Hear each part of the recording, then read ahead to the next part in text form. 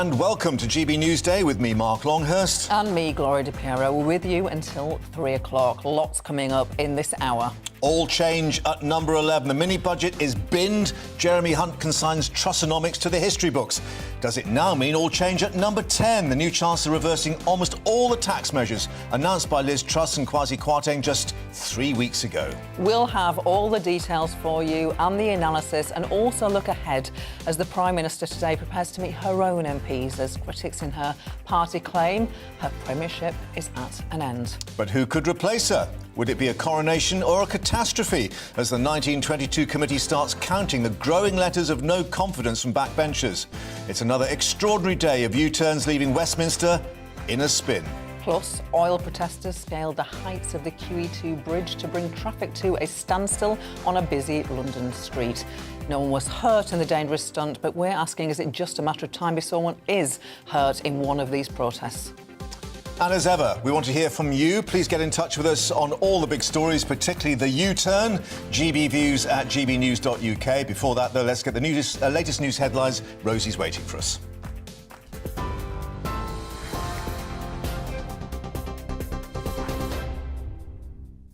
A very good afternoon to you. 2 minutes past 12. I'm Rosie Wright, keeping you up to date today on GB News. The new Chancellor's announced a reversal of almost all of the tax measures announced in the mini-budget. In the last hour, Jeremy Hunt unveiled parts of his medium-term economic plan, saying he's extremely confident about the country's long-term economic prospects. Well, he claimed £32 billion a year could be raised by not cutting corporation tax and restoring the top rate of income tax.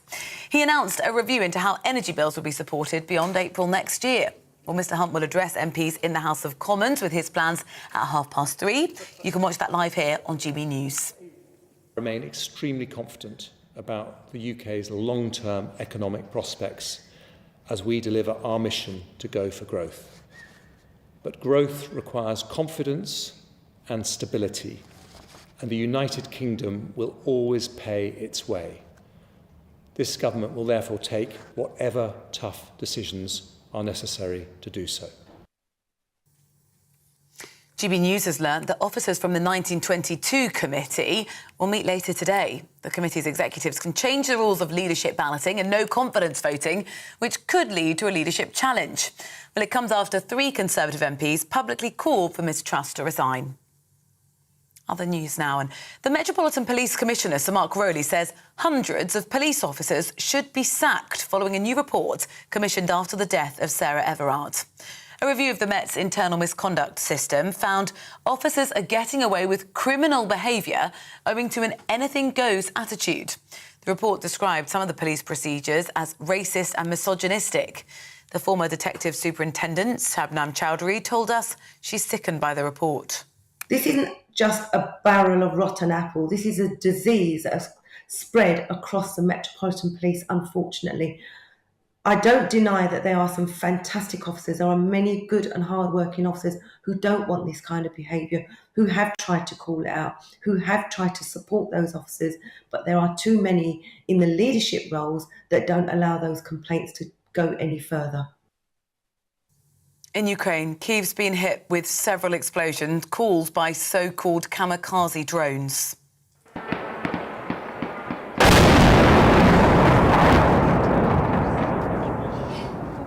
Ukraine's presidential office says 3 people have been killed in the attacks. The Ukrainian Air Force say they've shot down 37 drones in the last 24 hours, which they believe are supplied to Russia by Iran. Several residential buildings have been damaged and there have been fires in a central district of the city. 19 people have been rescued from the rubble and search and rescue works ongoing. Well, in the last few minutes, the Scottish Government set out its economic plans for an independent country. The First Minister, Nicola Sturgeon, says independence will lead to a fairer and wealthier Scotland. She also claims the UK's economic model is failing and holding Scotland back. The Supreme Court's currently deciding whether Scotland can hold an independence referendum next year without the agreement of Westminster.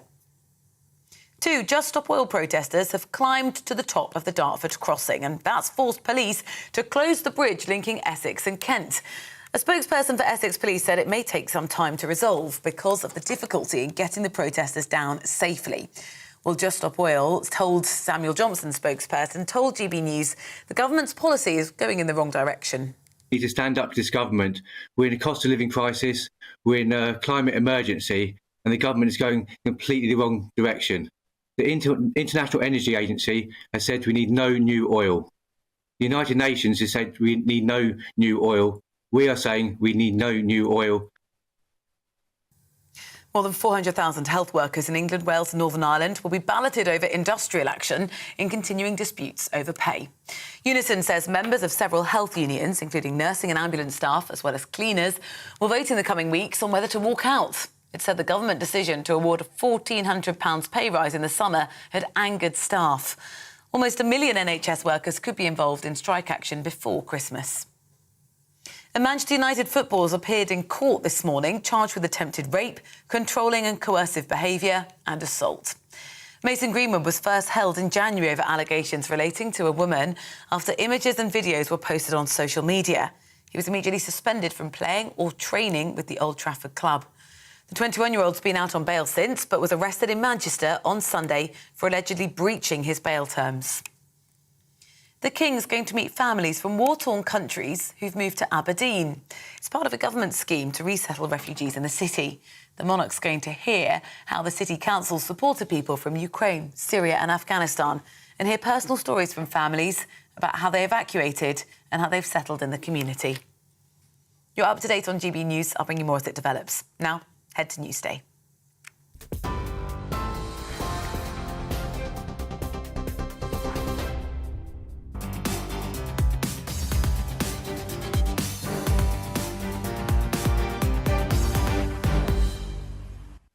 Rosie, thanks very much indeed, and welcome back to GB Newsday with me, Mark Longhurst. And me, Gloria De Piero. In the last hour, Chancellor Jeremy Hunt has laid out an emergency statement where he reversed nearly all the measures from the mini-budget of just a few weeks ago. Yes, and it means the support package for energy bills now lasting just 6 months rather than the 2 years originally announced. The government saying it will make its help now more targeted. Elsewhere, the basic rate of income tax remaining at 20p instead of being cut back to 19p in the pound. Cuts to dividend tax rates, the reversal of off-payroll working reforms introduced in 2017 and 2021, the new VAT-free shopping scheme for non-UK visitors, the freeze on alcohol duty rates, all being binned. That's a long list. It's a long list, yeah. However, he will keep the government's planned cut to stamp duty and the reversal of the 1.25% increase in national insurance contributions. That's been voted through Parliament already. This is how the Chancellor announced the government's latest screeching U-turn. Good morning. A central responsibility for any government is to do what's necessary for economic stability. This is vital for businesses making long-term investment decisions and for families concerned about their jobs, their mortgages and the cost of living. No government can control markets, but every government can give certainty about the sustainability of public finances. And that is one of the many factors that influence how markets behave. And for that reason, although the Prime Minister and I are both committed to cutting corporation tax, on Friday she listened to concerns about the mini-budget and confirmed we will not proceed with the cut to corporation tax announced. The government has today decided to make further changes to the mini-budget and to reduce unhelpful speculation about what they are. We've decided to announce these ahead of the medium-term fiscal plan, which happens in 2 weeks. I'll give a detailed statement to Parliament this afternoon and answer questions from MPs. But because these decisions are market sensitive, I've agreed with the Speaker the need to give an early, brief summary of the changes, which are all designed to provide confidence and stability. Firstly, we will reverse almost all the tax measures announced in the growth plan 3 weeks ago that have not started parliamentary legislation. So whilst we will continue with the abolition of the health and social care levy and stamp duty changes, we will no longer be proceeding with the cut to dividend tax rates, the reversal of off-payroll working reforms introduced in 2017 and 2021, the new VAT-free shopping scheme for non-UK visitors, or the freeze on alcohol duty rates. Secondly, the government's current plan is to cut the basic rate of income tax to 19% from April 2023. It is a deeply held Conservative value, a value that I share, that people should keep more of the money they earn. But at a time when markets are rightly demanding commitment to sustainable public finances, it is not right to borrow to fund this tax cut. So I've decided that the basic rate of income tax will remain at 20%, and it will do so indefinitely until economic circumstances allow for it to be cut. Taken together with the decision not to cut corporation tax and restoring the top rate of income tax, the measures I've announced today will raise every year around £32 billion. Finally, the biggest single expense in the growth plan was the energy price guarantee. This is a landmark policy supporting millions of people through a difficult winter. And today I want to confirm that the support we are providing between now and April next year will not change. But beyond that, the Prime Minister and I have agreed it would not be responsible to continue exposing public finances to unlimited volatility in international gas prices. So I'm announcing today a Treasury-led review into how we support energy bills beyond April next year. The objective is to design a new approach that will cost the taxpayer significantly less than planned, whilst ensuring enough support for those in need. Any support for businesses will be targeted to those most affected, and the new approach will better incentivise energy efficiency. The most important objective for our country right now is stability. Governments cannot eliminate volatility in markets, but they can play their part, and we will do so, because instability affects the prices of things in shops, the cost of mortgages, and the values of pensions. There will be more difficult decisions, I'm afraid, on both tax and spending, as we deliver our commitment to get debt falling as a share of the economy over the medium term. All departments will need to redouble their efforts to find savings, and some areas of spending will need to be cut. But as I promised at the weekend, our priority in making the difficult decisions that lie ahead will always be the most vulnerable. And I remain extremely confident about the UK's long-term economic prospects as we deliver our mission to go for growth. But growth requires confidence and stability, and the United Kingdom will always pay its way. This government will therefore take whatever tough decisions are necessary to do so. Thank you. Willie, that to you. That was Jeremy Hunt, the Chancellor, speaking about an hour ago. Well, let's now get reaction from Lord Gavin Barwell, who was Chief of Staff to the former Prime Minister Theresa May, who herself had a torrid time, though nothing on the scale of this, perhaps. Gavin, Jeremy Hunt's statement was designed to restore economic stability and to shore up Liz Truss's political stability. How would you rank it on those two things? I'm not sure how much it's going to do on the second one, Gloria, but I think on the first one, it was a very welcome step in the right direction. It shows what a difference having someone who believes, first of all, in fiscal responsibility in that job has made. And so I think if you look at the initial market reaction, we'll have to see how it plays out. It's positive. And so this is an important first step in restoring the country's credibility with financial markets. In terms of the Prime Minister's position, by my count, there were 6 further U-turns here from the original mini budget, and that's on top of the 5 we've already had. So what we've seen is a complete filleting of what the government announced a few weeks ago. A U-turn doesn't even really begin to describe the scale of the shift in policy.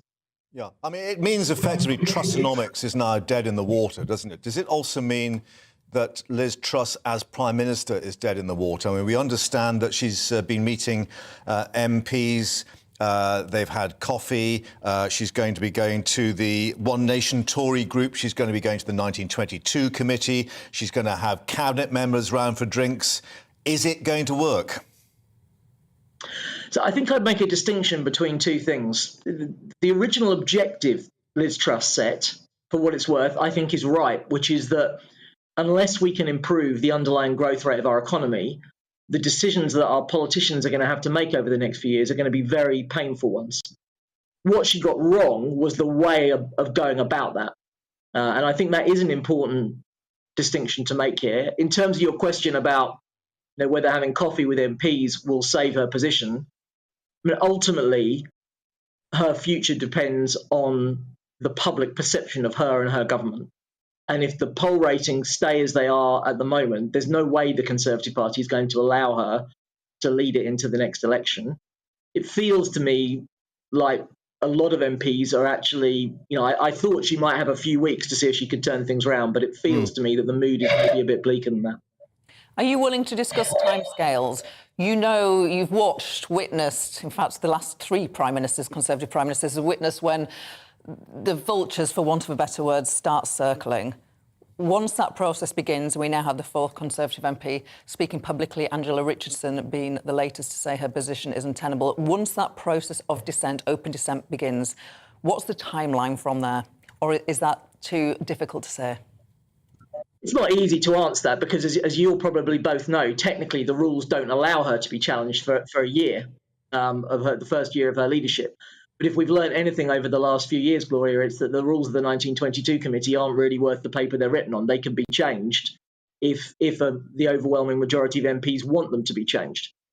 So I think that what you have to judge here is the sort of mood music among Conservative MPs, and it seems to me that there are two threats. One, the one that I was just talking about, that if you look at the polling position, I don't think we've ever seen such a dramatic collapse in the governing party's position with the general public.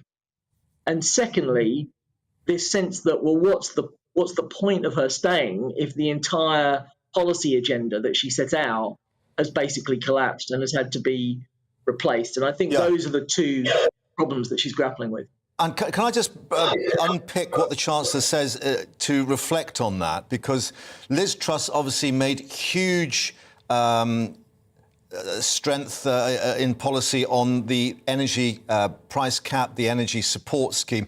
That's gone out the window. We were told, you've all got help for 2 years, don't worry. It's now 6 months. We're being told there'll be a new approach led by the Treasury looking at how best to help people, i.e. probably going to be means tested. There's going to be an awful lot of worried people out there. Yeah, so just to reassure any of your listeners that are worried about it, I think it is inconceivable that the government isn't going to continue helping those people who need help with their energy bills beyond April. Right. But people like me that frankly could afford to pay higher bills and wouldn't want to, but I can afford it. There is a question about whether for 2 years the government should be saying to me, you're not going to have to pay the price of your energy. And what I really liked about what Jeremy Hunt said is we need to think about what we can do that other countries are doing to incentivize people to be more energy efficient. Right. Because if we look at it, the government at the moment is subsidizing the unit cost of energy. So the more that it can get people to actually use less energy, not only is that good for them, it's also good for the government's finances. So just to reassure your listeners, this is not saying that all help is going to stop after April. I think it is a welcome recognition that help needs to be targeted on the people that need it most, and that we also should look at what we can all do to use less energy because it's good for us and it's good for the government's finances. OK, got it. Thank you very much indeed for that. And we'll see what emerges, of course, in the hours to come. Thanks very much indeed. We can now turn to our political editor, Darren McCaffrey in Westminster. Darren, is it a question of when rather than if Liz Truss is no longer our Prime Minister? Well, in many ways, Gloria, listening to what Jeremy Hunt said this morning, you conclude that possibly Liz Truss is no longer Prime Minister, that in fact it is Jeremy Hunt who is the Prime Minister, effectively making the big decisions that the country is having to take at the moment when it comes to the economy. That is the most extraordinary thing, really, isn't it? That we have, some people have been calling it a coup on Twitter this morning. I'm not entirely sure it goes quite as far as that, but it is very significant, I think, to suggest that the Prime Minister may well be in Downing Street, but certainly not be in power. You know, you look at what's happening now in Parliament, and lots of MPs are meeting this afternoon. Clearly, they're back in the Palace of Westminster discussing Liz Truss's future. You've referenced the fact that the Prime Minister is trying to meet and call with them as many as possible, but it looks like somewhat of a losing battle. I mean, we have seen not just the reversal of some of the key tenets of her very short premiership, but indeed the undermining of what her entire government was about. And it's not a surprise then that not just MPs but members of the public will be asking this lunchtime, what is the point of Liz Truss as Prime Minister if she's not able to do anything that she was elected as leader of the Conservative Party? What is the point of her premiership at all? And given those poll ratings, given how bad they are, many would suggest it may be better for the Conservative Party to move sooner rather than later. As you've referenced, Anna Richardson, a Conservative MP, in the last couple of minutes, essentially saying that the position that the Prime Minister holds is untenable, that she says it makes her sad, but it is time that the Prime Minister left her post, and that the 1922 committee, the Conservative Party, will find a way to change those rules in order to ensure that happens. Big question is, of course, has Jeremy Hunt, though, bought her a bit of time? Because in the end, there is an argument to be made that, from Jeremy Hunt and others, that this government actually needs to provide stability at the moment. That was the whole purpose of this morning's announcement, and that actually to try and change things in the days and weeks ahead might be a little too rash, they would argue. My argument would be is that if the party has decided to get rid of Liz Truss, the question is who replaces her, and this has always been the problem in British politics. We look back at what happened to Boris Johnson, not just what the mechanism is, but who could possibly replace her that could unite the party. And yes, there are contenders, Ben Wallace, Rishi Sunak, Penny Mordaunt potentially, but have they got the support of enough MPs that wouldn't split the Conservative Party? I'm not entirely sure this lunchtime that is indeed the case. Darren, thank you very much indeed for that. More reaction, of course, from Westminster as we get it. But let's do the number crunching now. And Liam, economics and business editor, joining us in the studio. Liam, in terms of the numbers, 32 billion is what the new Chancellor is saying are being saved. But we do remember the Institute of Fiscal Studies saying the potential black hole was 62 billion. Does that mean that we're still facing cuts of 30 billion somewhere? Potentially, but as I said at the time, that Institute of Fiscal Studies prediction was based on pretty dire growth assumptions, and the Treasury at the moment, and possibly the OBR, will wait and see, doesn't share those dire growth assumptions. The rate at which the economy expands affects everything, of course, the amount of revenue we get in, the amount that we have to spend on benefits and so on. 32 billion a year, what does that mean? What's that in real money? That's a 5% increase in the overall tax take, so it's pretty chunky. So every 20 pence that the state takes in, it's going to take in another 1p.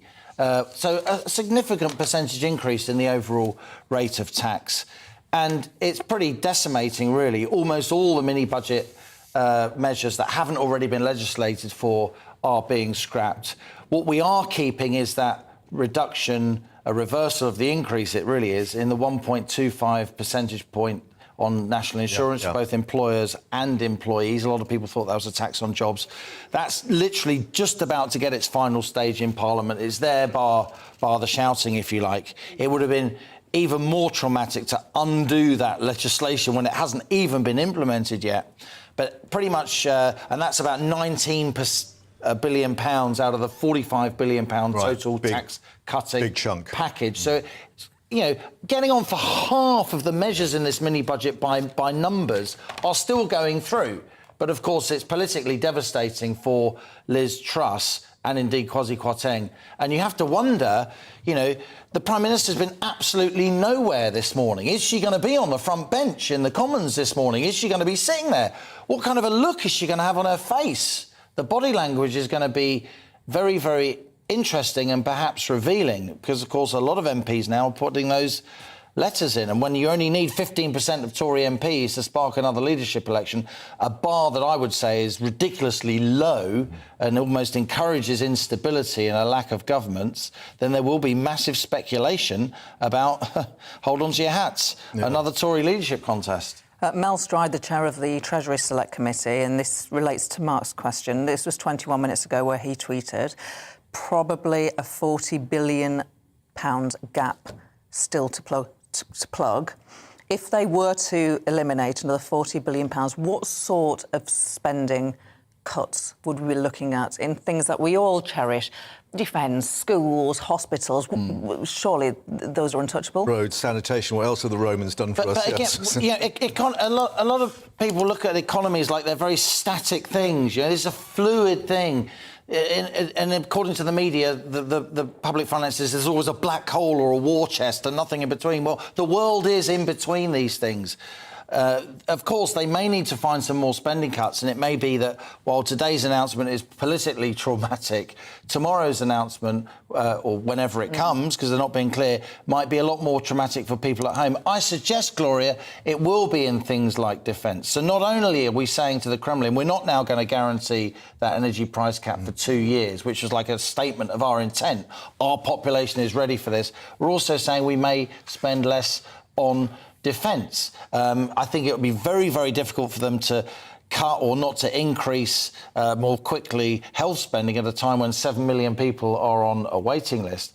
I think what a lot of this points to, as and when the markets calm down and move on and target another currency that's in the headlines, I can't see how we get out of this without quite a lot more borrowing. I know that's not a popular thing to say, but because the spending cuts would be so politically traumatic as the economy's slowing in the run to an election. But we should just add very quickly, the markets certainly haven't taken fright. They've not gone anywhere. Not They're at all, just sort of holding... because a lot of this was leaked anyway. The 10-year gilt yield has been pretty steady. Sterling spiked up a little bit. About 113. But now it's sort of retreating. So pretty much as expected. The markets have pushed for this. They knew they were going to get their way. They've got it. And now they'll be looking for more. Liam, thank you very much. Coming up, we'll be continuing our coverage of the Chancellor's statement and also looking at the state of the Conservative Party. Will Liz Truss survive as Prime Minister? All that after a short break.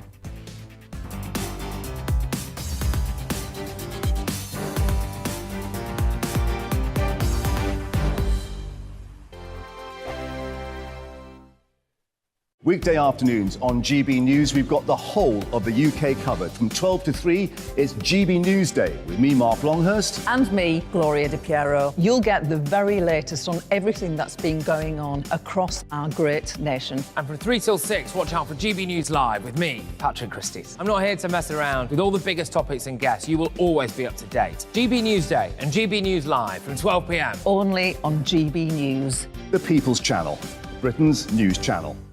Hello there, it's Eamon Holmes here from Breakfast on GB News. We're not just on your television and your screens, you know. We're on DAB plus digital radio, so you can listen to your favourite shows on the move. If you've not yet listened to GB News Radio, it's very simple. We're on your radio player and TuneIn apps, on your smart speaker, phone or tablet, or online at gbnews.uk. Take us with you wherever you go. GB News Radio. You never have to miss a moment of the People's Channel. Join my show Farage, 7 p.m. till 8 p.m. Monday through Thursday. And there you will get opinion, analysis, debate, and I'll cover stories that nobody else dares to touch. You've been cancelled. Join the club. Oh, my goodness me. And then for the last 15 minutes, talking pints. We're over a drink. We have a civilised conversation with someone. We very often disagree, but we do it in a grown-up way. Come and join me on Farage. Hello, I'm Simon Evans. Join me on GB News for Headliners at 11 p.m, where I'll be joined by two of the country's top comedians as we take a look at tomorrow's newspapers tonight.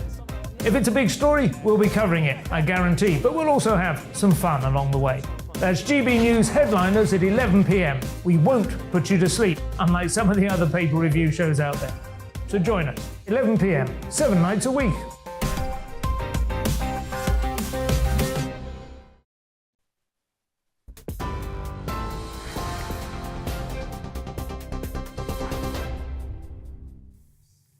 A very good afternoon, 12:30. I'm Rosie Wright, keeping you up to date today on GB News. Now, we've learnt that officers of the 1922 committee will meet later today amid growing calls from some Conservative MPs for the Prime Minister to step down.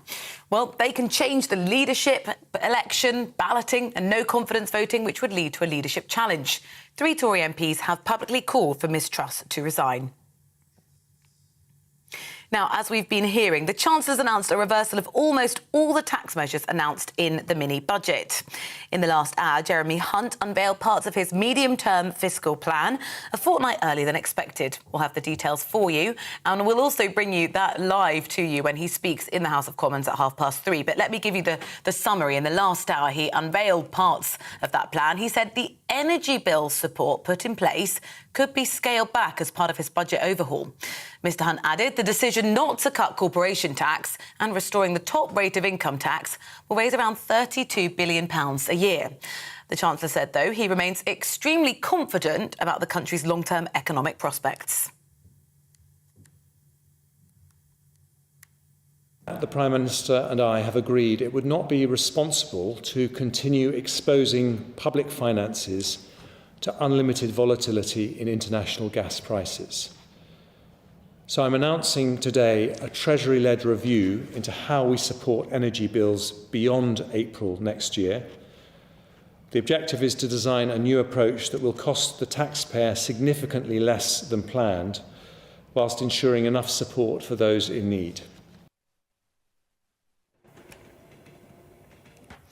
The Ukrainian Air Force says it's shot down 37 Russian drones in the last 24 hours.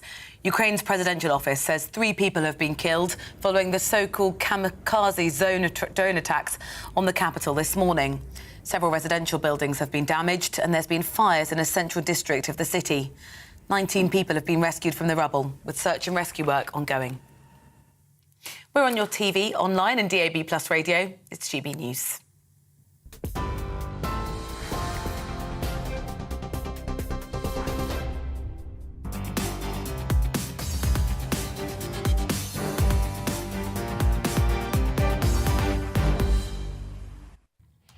Welcome back. In the last half an hour or so, the 4th Conservative MP called publicly for Prime Minister Liz Truss to resign. Angela Richardson MP said in an interview, "I just don't think that it's tenable that she can stay in her position any longer, and I'm very sad to have to say that." Yeah, more reaction coming in. Let's speak now to a former advisor to Boris Johnson. Tim is with us here in the studio, and we have to say you spoke to Jeremy Hunt over the weekend.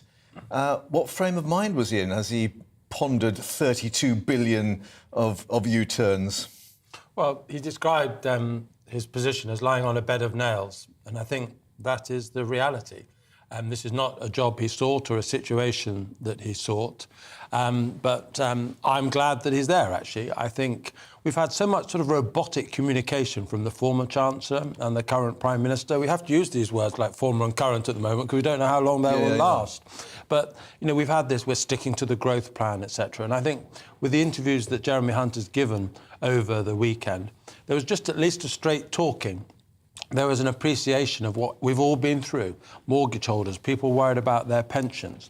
And I think it's felt like, to me, for the first time since Truss became Prime Minister, we've had a grown-up in charge. And because there's recognition of the power of the markets and that orthodoxy actually does have to be used at some stage. Absolutely. And look, I think we saw a succession of really attempts by Liz Truss to look like the rules didn't apply to her. So she didn't give broadcast interviews when she was running for the leadership. Then she didn't appoint anybody from Sunak's, supporters to her cabinet, on any senior level. Yeah. And then, of course, she had the mini-budget, whereby she just ignored all the normal institutional rules. Yeah. And political gravity has reasserted itself. And my goodness, it's reasserted itself in style. And you really understand the Conservative Party. You founded the website Conservative Home. You have a deep understanding of that party. I thought I did, Gloria. I thought I did. So I'm just going to ask you to look in your crystal ball, to use your instincts, to use your contacts. How long she got? Days. Seriously? I would be surprised, and I'll come back later this week or this time next week, and you can remind me of these words. Do you remember how Theresa May went? Yeah. She was forced to resign. Basically, Graham Brady went to see her, chairman of the 1922 committee. Who's coming back from holiday in Greece. Right. He's going to meet her later, yeah. And he basically said to her, look, I have enough letters in my jacket pocket. The Tory Parliamentary Party want you to go.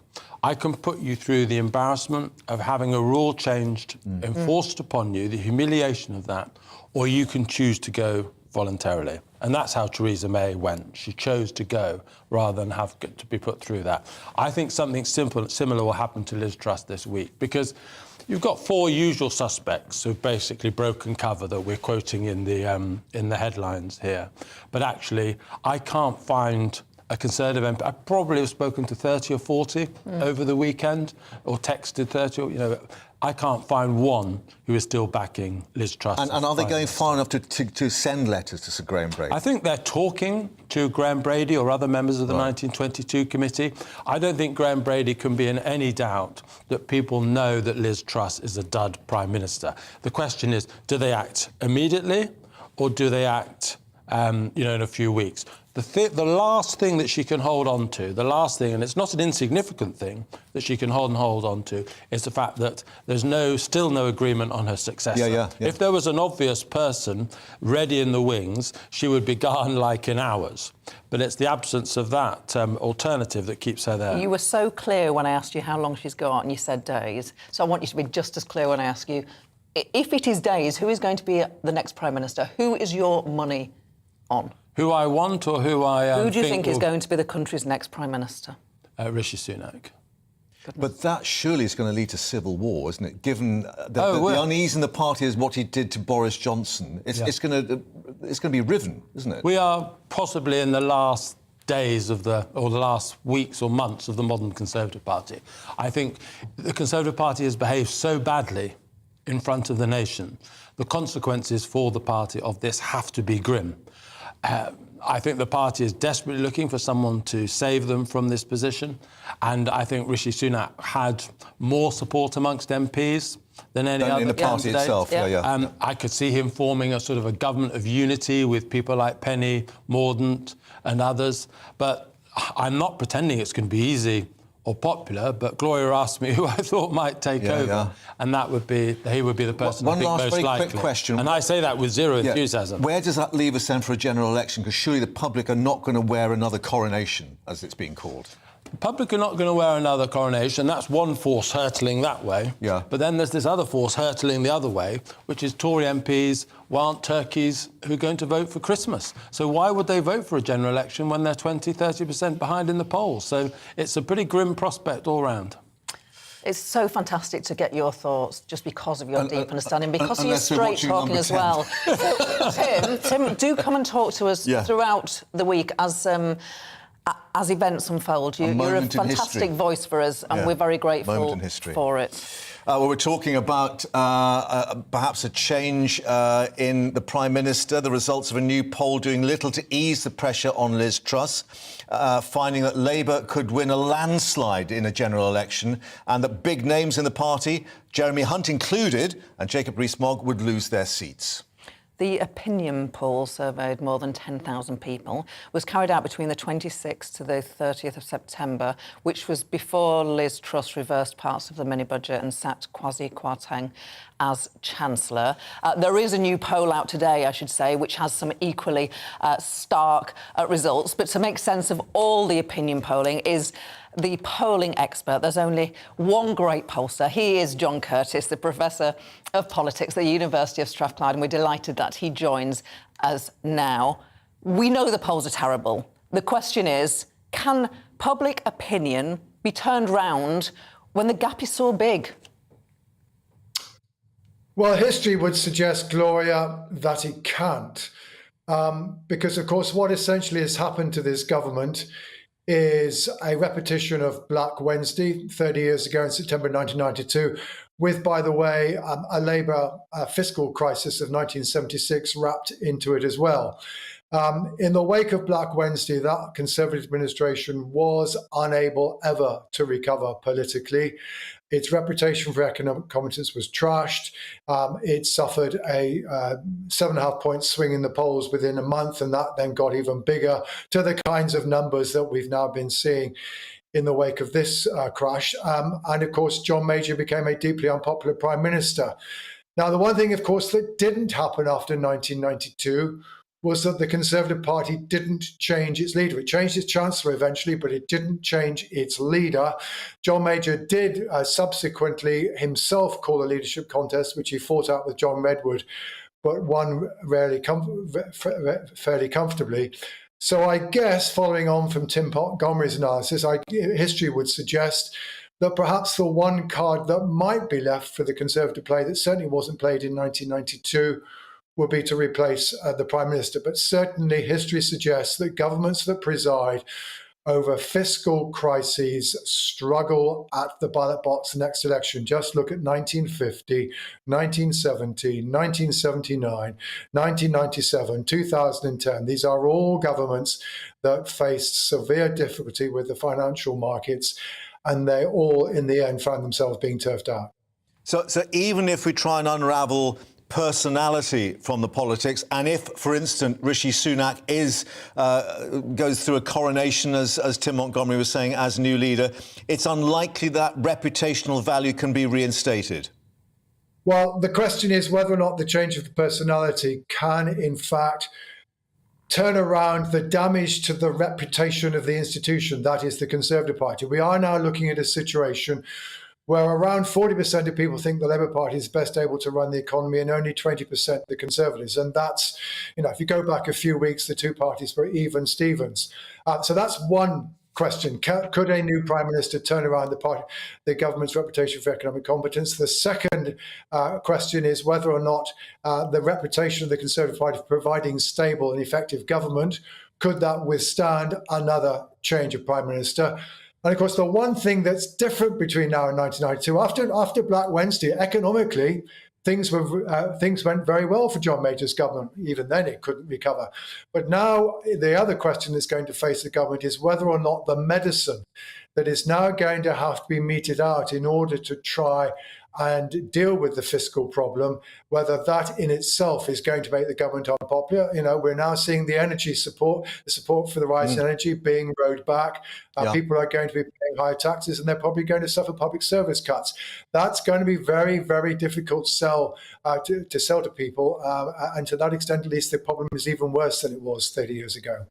Keir Starmer has never really enjoyed great opinion polling views since he was elected leader. Has that all changed now? And if so, surely that is only as a result of government woes rather than people have suddenly gone, wow, we got to know you and we now decide that we really like you. Look, Sir Keir is still nothing like as popular as Tony Blair was after he became leader in 1994. He's got mildly positive ratings now, and that's a bit of an improvement over the last few weeks. That said, the Labour Party seems to have done enough in terms of its reputation with the wider public, that now that the public have decided to turn away from the Conservatives, it is to Labour that they are turning. Now, going back to what Tim Montgomery was saying earlier, when Theresa May was brought down, the Conservative Party was in equally a bad position in the polls, again around the 25% mark. But the difference then was that people were not turning to the Labour Party as a solution. Many of them were turning to the Brexit Party under Nigel Farage and some to the Liberal Democrats. So therefore, the Conservatives weren't anything like as far behind Labour in the polls as they are now. Labour this time seemed to be the party that are profiting. Not even the Liberal Democrats have gained much so far. So at least perhaps stable and boring against the radicalism and instability of the last few weeks has had its attractions for the public. But I think there's still a question of how the Labour Party manages to seal the deal. And of course, also, there's just the small matter that the Labour Party itself backed one of the measures, i.e. the cut in income tax, that Jeremy Hunt is now not going to implement. And I think there are still questions the Labour Party to answer about whether or not it has been adopting a fiscally responsible position during the course of the last 3 weeks. Yeah. So, John, thank you very much for bringing us your views. I suspect it might be a busy few months for you coming up, or even weeks, who knows, or days, we shall see. Thank you very much indeed. Just to bring viewers and listeners up to date with the comings and goings at Downing Street this morning, at 11:25 this morning, James Cleverly, the Foreign Secretary, went to Downing Street, and just before 12:15 today, the Justice Secretary, Brandon Lewis, arrived in Downing Street. They don't say anything on their arrival. We don't know why they're there or what the conversations they are having, but just to let you know that there perhaps are some unconventional comings and goings. Yeah, we were told originally that she was to meet cabinet members this evening to discuss views on economic strategy and also to meet members of that 1922 committee. So she's going to be meeting a lot of people today. What will they be telling her? Well, the Prime Minister herself insisting her government's change of tack supports and delivers for people across the country. In a tweet after the Chancellor's statement, Liz Truss said the British people rightly want stability, which is why we are addressing the serious challenges we face in worsening economic conditions. She went on to say, we've taken action to chart a new course for growth. Yeah, a new course for growth that supports and delivers for people across the United Kingdom. What does that mean? We'll be analysing that in more detail for you, and also getting views of the members of the public from Beverley in North Yorkshire on the new Chancellor Jeremy Hunt and what he's had to say. First, let's get a news update.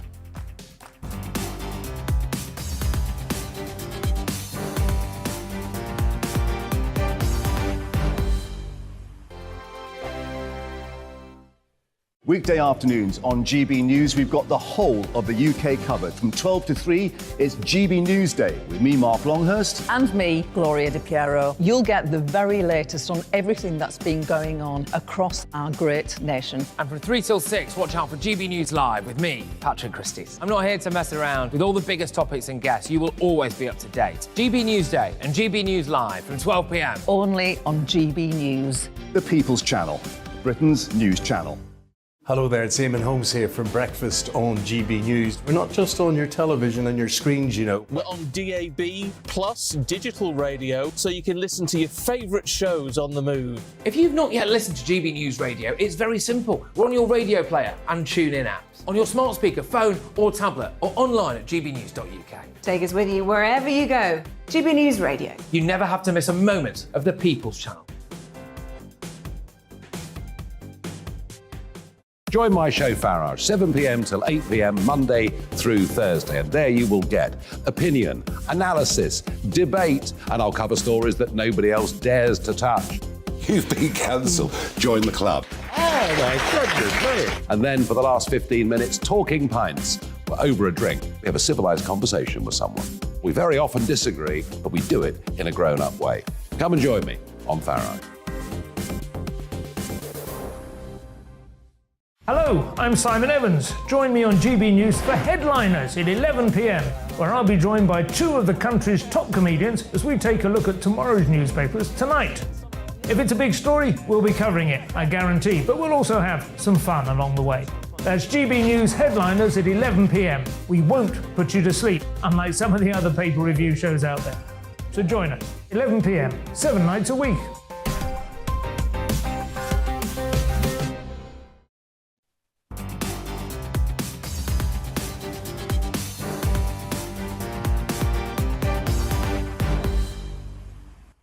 Welcome back to GB Newsday. More politics as it happens, and boy is it happening. But let's turn to some other news in today with Just Stop oil protesters closing the Dartford crossing after actually scaling the QE2 bridge this morning. The crossing is a major road bridge linking Essex and Kent, with the protesters vowing to stay up there and keep the bridge closed for 24 hours. Well, let's cross live to our Home and Security Editor, Mark White, and get the latest. Mark, hopefully you're not up on top of the bridge with a hard hat on, because it looks as if they are really starting to put themselves at some risk for all these protests. Obviously, when I've been away. Oh, Mark. Can you hear us, Mark? Variant of...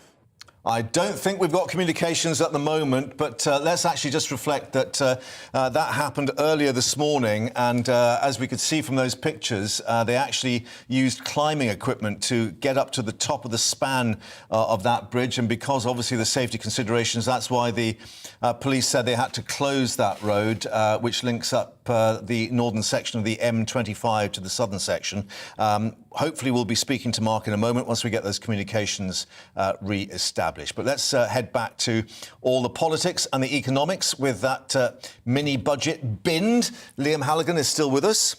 And, I mean, questions now as to how they take this forward, because clearly there'll be a lot of people in businesses and at home worried, right, where does this leave me with my energy bills? Because suddenly we were told we got 2 years of help, now it's down to 6 months. Yeah, it is down to 6 months, which was Labour's original idea. Yeah. So there's universal energy price cap for all households and firms until next April, getting us through the winter. What happens after that, we don't know. That will depend on where the wholesale price of gas is. It may well have come down then. It may well be much higher, depending in large part, it seems to me, on war in Ukraine and the related sort of economic war between Russia and Western Europe, if you like. But I think we should say, you know, out of a sense of responsibility, I can't see any government of any stripe leaving vulnerable families, genuinely vulnerable families, unable to meet their energy bills. I think businesses will have a much harder time getting help with their energy bills after April, because in the famous political dictum, businesses don't vote. Of course, they generate all the prosperity that makes everything else possible. The national insurance rise that Rishi Sunak wanted, that has been reversed. That's about to finish its parliamentary stages. So that is the only big part of the mini-budget that's surviving. Well, and the stamp duty as well, I think that's completely intact. The stamp duty is worth a couple of £1 billion. The national insurance reversal is worth £19 billion.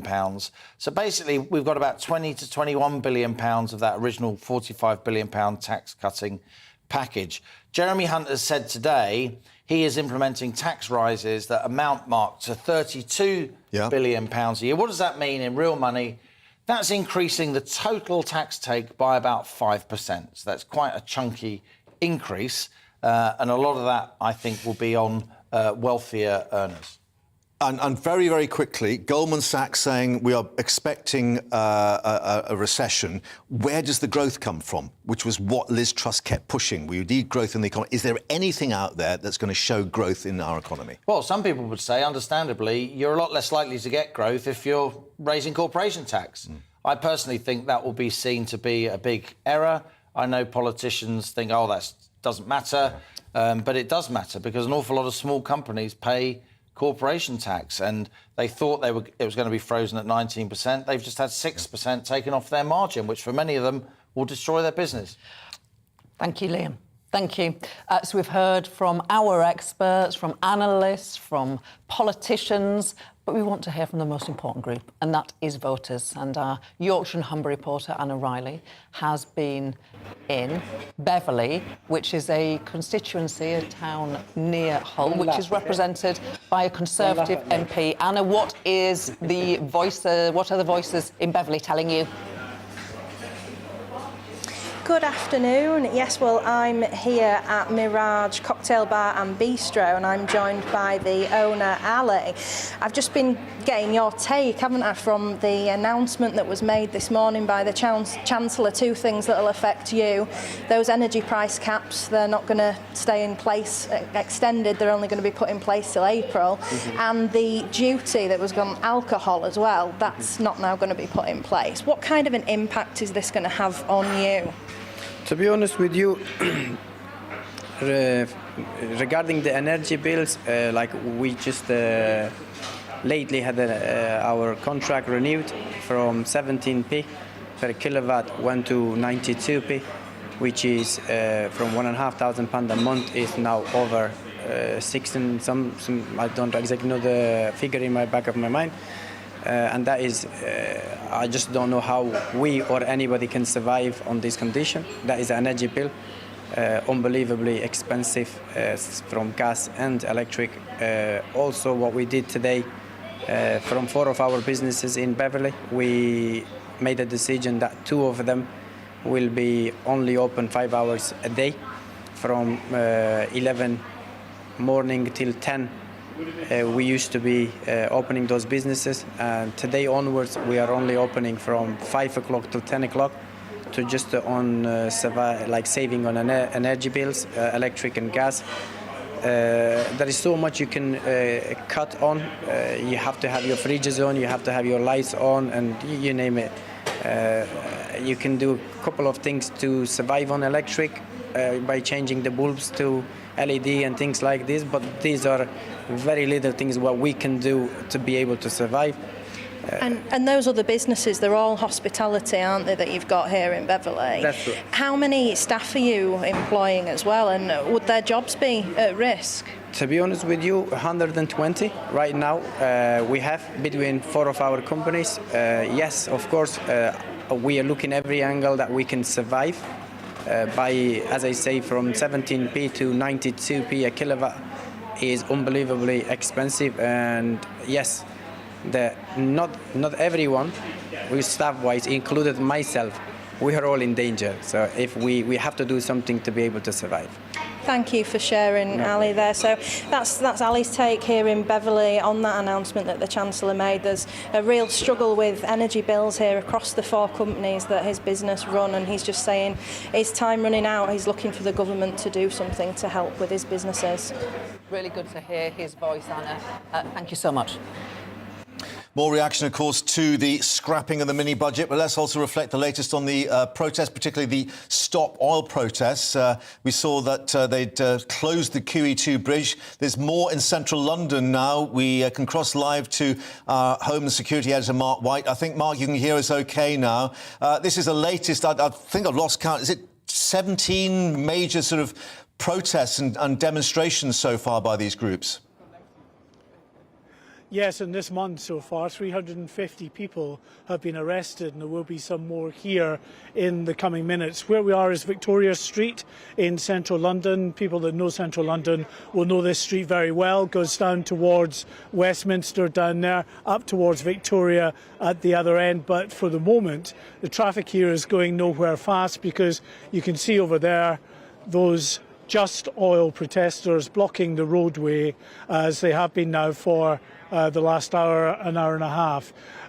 They came to the Department of Business and Energy here in Victoria Street, putting tomato soup, spraying anyway, tomato soup on the main sign to the department outside before coming down, and then gluing themselves, some of them at least, to the roadway there. You can see a couple of officers there from Specialist Unit. Now they are waiting to go in and help remove these protesters. These officers are highly specialised in removing people from difficult to reach locations, and also to remove people who've locked on or glued on to surfaces. So that's probably what we'll see, because you can see, if you take a walk a little further down towards the protesters here, that this woman on the left, you can see her hand down there on the roadway itself. So it's clear that she's glued herself to that. Her hand hasn't moved all the time I've been here anyway. They've got dissolvents, so they will, with these solvents, they will dissolve the glue. It won't take them very long at all. And once they do that, these people that are sitting here will be arrested. Interestingly, what I observed in the hour or so that I've been here is 8 different altercations with members of the public, indicative, I think, that people are losing patience with these protests and the disruption that they're causing. So much disruption, in fact, that the Home Secretary has announced that this week she will be trying to push through legislation again aimed at cracking down on these protests, which are very disruptive. And not just that, also taking police manpower away from other vital duties in central London and other locations where these protests are. There are more than 50 police officers here, these groups waiting for the arrest phase to begin. They will come down and start removing these protesters from the roadway. But of course, while these 50 plus officers are here, what they're not doing is policing elsewhere in the capital, where we know, of course, there are problems with violent crime and other crimes that the Met want to tackle as a priority. Mark, thank you very much indeed. Back to you, of course, as we see more, and the police, as you say, with that specialist unit moving in to unglue them from the road surface. Thanks very much indeed. You're watching GB Newsday with me, Gloria De Piero. I'm me, Mark Longhurst. Don't go too far. We're bringing you all the latest from Westminster, taking you through the analysis in the run-up to that statement to the House of Commons by the new Chancellor, Jeremy Hunt. It's after a short break.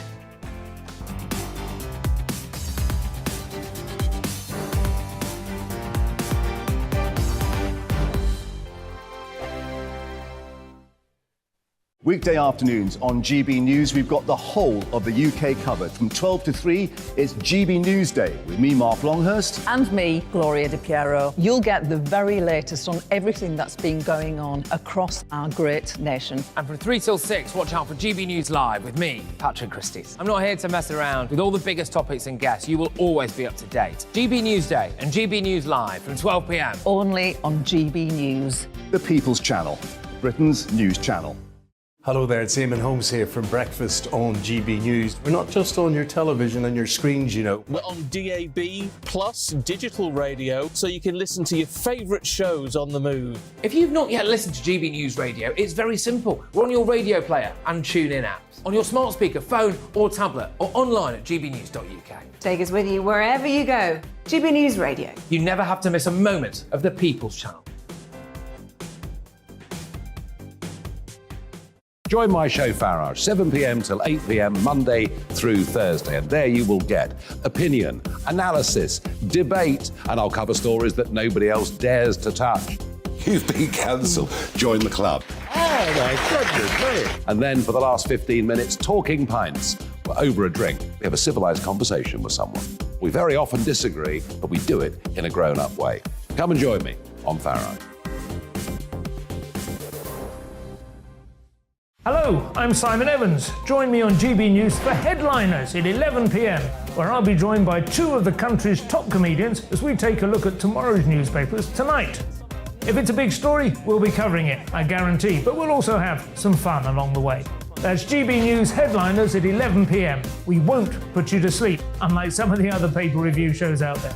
So join us, 11 p.m, 7 nights a week.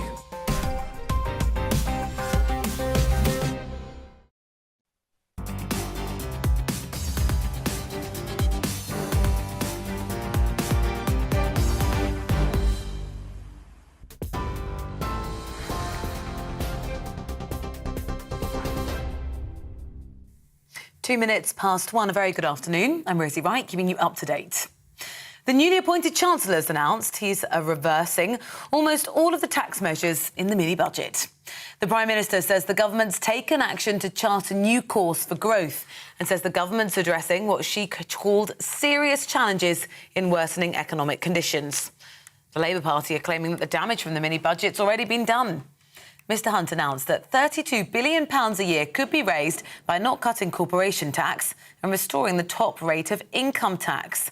The Chancellor says he's extremely confident about the country's long-term economic prospects. Extremely confident about the UK's long-term economic prospects as we deliver our mission to go for growth.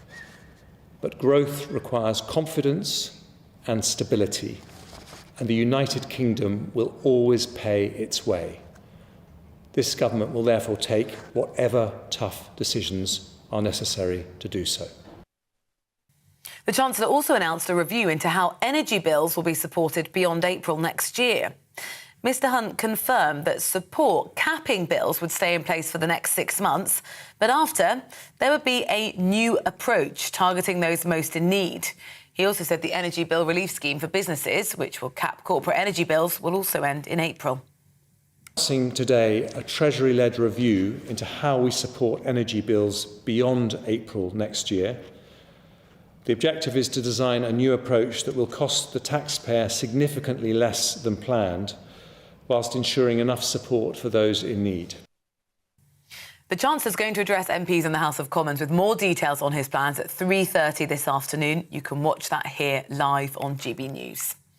Two other stories today then. So the Metropolitan Police Commissioner, Sir Mark Rowley, says hundreds of police officers should be sacked following a new report that was commissioned after the death of Sarah Everard. A review of the Met's internal misconduct system found officers are getting away with criminal behaviour owing to an anything-goes attitude. The report described some police procedures as racist and misogynistic. Former Detective Superintendent Shabnam Chowdhury told us she's sickened by the report. This isn't just a barrel of rotten apple. This is a disease that has spread across the Metropolitan Police, unfortunately. I don't deny that there are some fantastic officers. There are many good and hard-working officers who don't want this kind of behaviour, who have tried to call it out, who have tried to support those officers, but there are too many in the leadership roles that don't allow those complaints to go any further. In Ukraine, Kyiv's been hit with several explosions caused by so-called kamikaze drones.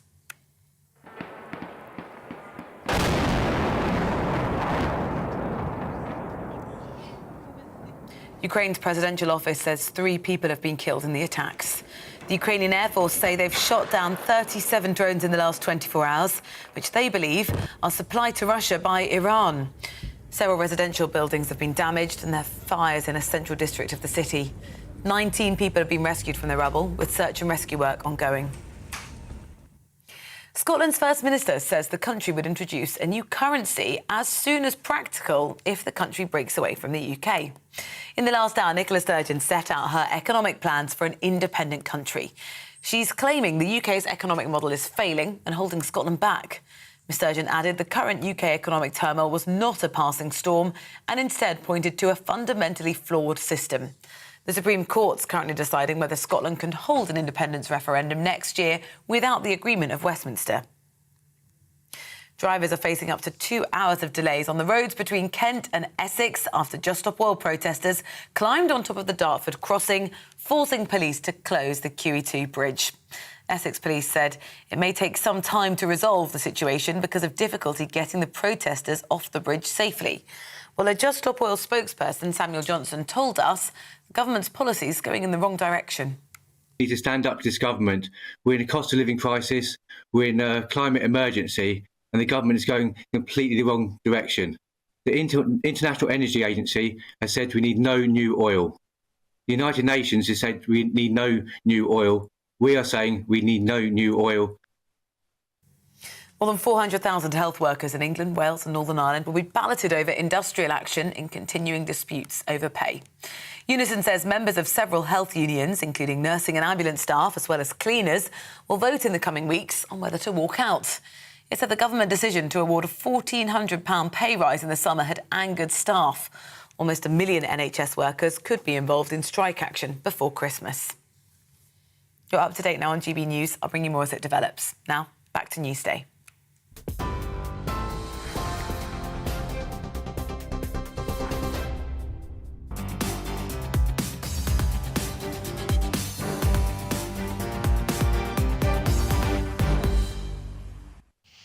Welcome back to GB Newsday. I'm Gloria De Piero, with you, with my co-presenter, Mark Longhurst. Yes, but perhaps without a Prime Minister. Who knows? Keir Starmer has demanded that the Prime Minister come to the House of Commons to face him and answer questions on the economic situation. That would be at 3:30. That will definitely take place. The question is whether she herself will turn up as demanded by the Labour leader or send an underling in her just place. to underline the severity of this, we were being told originally at 3:30 it was going to be the Chancellor and Jeremy Hunt was expected to outline to the Commons what he's already made in that statement, basically trashing the mini-budget, reversing Trussonomics. Well, Liz Truss herself in the last hour tweeting, insisting her government's change of tax supports and delivers for people across the country, adding in this tweet, the British people rightly want stability, which is why we're addressing the serious challenges we face in worsening economic conditions. Joining us on the show now is Lord Robert Hayward, who is a Conservative peer, and we're delighted to chat to him on the show now. Robert, you are not just a Conservative peer, you're also a pollster, so you're good on public opinion. In your view, how long has Liz Truss got as Prime Minister? There's no question. She's in an incredibly difficult position. And one of the major polling companies it may be ramping it, but they publish their figures at 5 p.m. on each Monday. And they're saying implying they're a horror story for the Tory party stroke Liz Truss. I think in general, there's all sorts of views amongst Tory MPs, but probably a willingness to go until after the autumn statement at the end of October, but the decision will be taken at that point. But given that, even though it's just a few weeks away, the statement itself now is redundant, isn't it? We've had the full reversal of the mini-budget, more or less. Trussonomics, as it was called. There's a little left to say now, apart from maybe just the OBR statement on the financial plans. I think that's a fair analysis, but we need clarity both in terms of what has actually been said and what is going to happen for the future. And it's going to be reviewed by the OBR, the Office of Budget Responsibility, and the markets are absolutely key because to a large extent, it's the markets that actually decided Kwasi Kwarteng's future and will help to decide Liz Truss's. And I think they will wait. Now, they've reacted this morning and they've reacted positively. So there may be some briefing time, but there is a perception, I think it's fair to say, amongst vast numbers of MPs across the political spectrum within the Tory party that Liz Truss will not lead the Tory party into the next election. It's a question of when, not if. In mind, isn't it best to act quickly so you can move on and rebuild? What's the point in prolonging the pain? Many centuries ago, Shakespeare wrote, if it's done, it's better to done quickly. And there is an argument for that.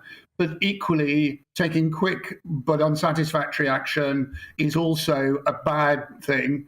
And therefore, Tory MPs need to talk amongst themselves, decide what is the best route. There is no agreement on what is the best route amongst MPs, let alone amongst Tory members. And my expectation, by the way, is that when we get to, and notice I'm using the word when, not if, when we get to a review of Liz Truss's leadership, that any decision will be taken solely by Tory MPs, and the members will not be told you don't matter, but there will be some route of leaving it to MPs rather than to the membership.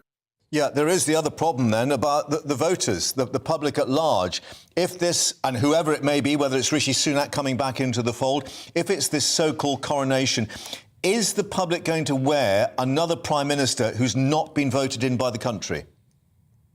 I think they probably would, as long as there's a degree of stability about it. The public at large, Tory members, Tory MPs, everybody actually wants a degree of stability at some point very soon.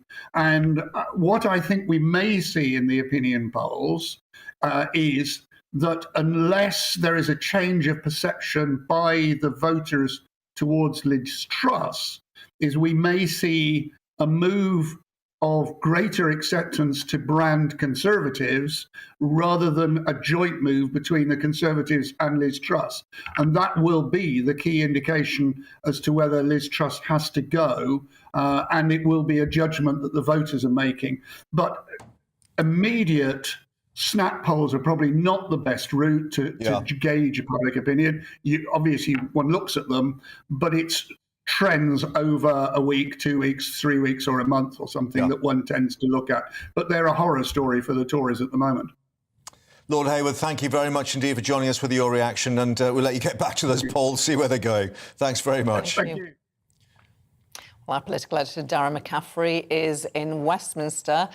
Darren, the House of Commons sits from 2:30 today with questions, departmental questions, and then it all kicks off, doesn't it, there? Talk us through.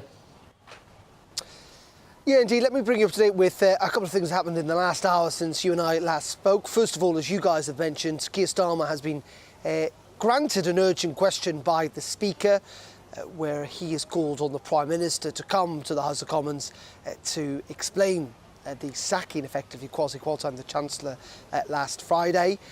Now, this, in theory, is going to happen at 3:30, so ahead of the Chancellor's statement, where he's going to set out in more detail what effectively we know from that TV clip he did this morning. The big question, I think, for Downing Street is, what does Liz Truss do? Does she turn up to that urgent question and essentially face the music, or does she send a more junior minister, Michael Ellis, a man who has done this for her and indeed Boris Johnson in the past, potentially being muted? I think in many regards it's going to be quite difficult for the Prime Minister, because the expectation, of course, is that the Prime Minister will be in the Commons, sat next to Jeremy Hunt during that Treasury statement, so effectively she will be in the building. So it'll be interesting to see how Downing Street react to all of that. Jeremy Hunt, the new Chancellor, has also been in Parliament behind me in the last hour or so, addressing Conservative backbench MPs, explaining what the government is trying to do. I'm told there was not necessarily much banging of the desks as you would expect on these occasions, given the grim mood inside the party. We've had another Conservative MP in the last hour or so also suggesting that if there is a change of leader, that they think a general election may well be necessary. This comes on top, of course, Angela Richardson, another Tory, who suggested earlier on today that effectively the time was now up for Liz Truss and that a mechanism would be found to remove her from office.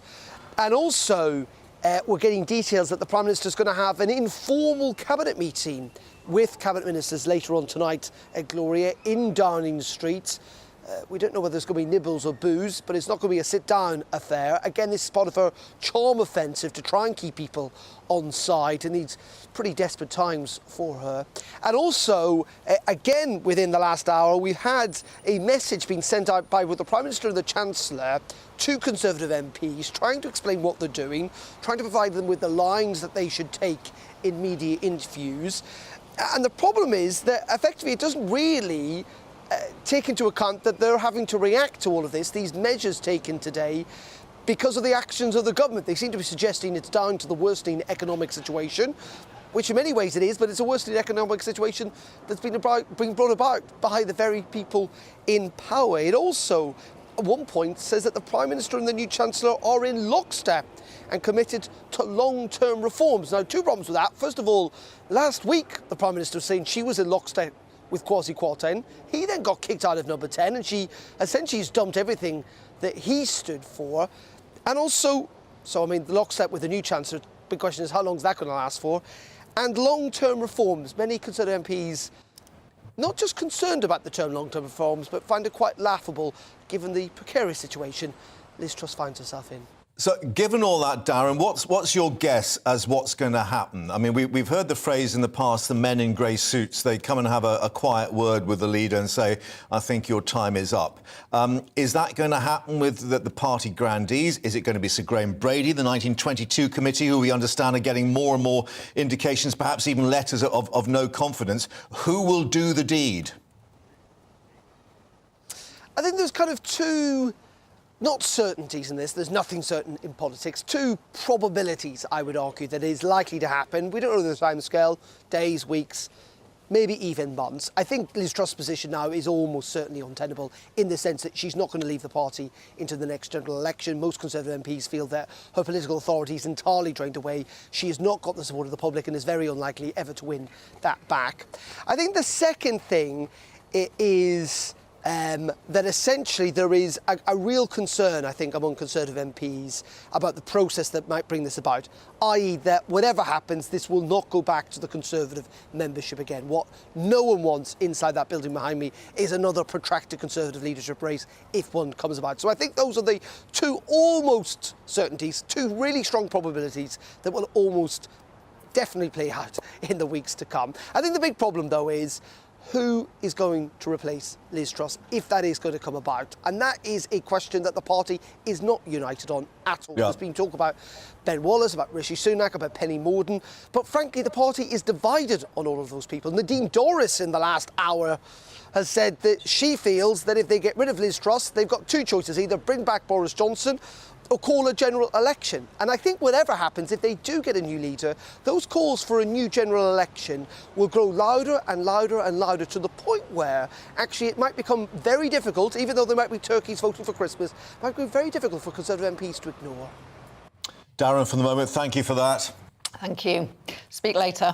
Let's talk now to Professor Charlie Bean, former Deputy Governor at the Bank of England between 2008 and 2014, which wasn't a quiet time. Currently a Professor of Economics at the London School of Economics. Great pleasure to speak to you. Jeremy Hunt, the Chancellor, had one job this morning, to restore economic stability. Did he pull it off? I thought his statement this morning was pretty well judged in terms of giving the signal that he was committed to restoring sustainability of the public finances in the medium term, and obviously took action to roll back Not everything that was in the mini budget from a couple of weeks ago, but roughly 2/3 of it. I think one thing, though, that I'd like to disagree with in your earlier discussion with Lord Hayward, that you sort of suggested, well, now it was all over, that there wasn't anything left to come in the October the 31st statement. The important thing to realise is that today's announcement really only fills about half of the hole in the public finances in the medium term. He's still got to find getting on for 40 billion, whether that's in reduced government spending or some tax increases or other revenue enhancements. So there's still quite a lot to play for in the October the 31st statement, and it's quite important what measures are announced alongside that.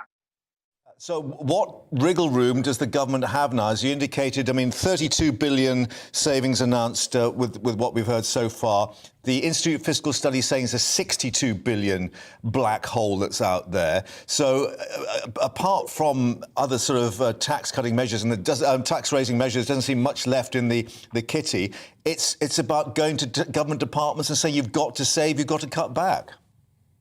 Well, certainly reducing departmental cash limits is one thing you can do.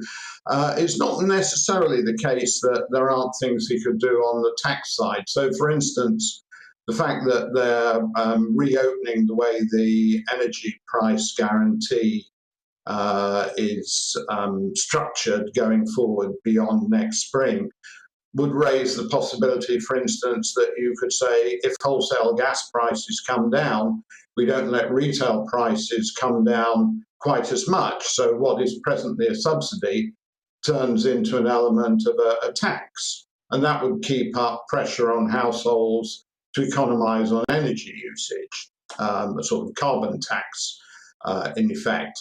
So that's just one example that he might be tempted to go for. Now, I have no inside track on the sort of things that he might be looking at.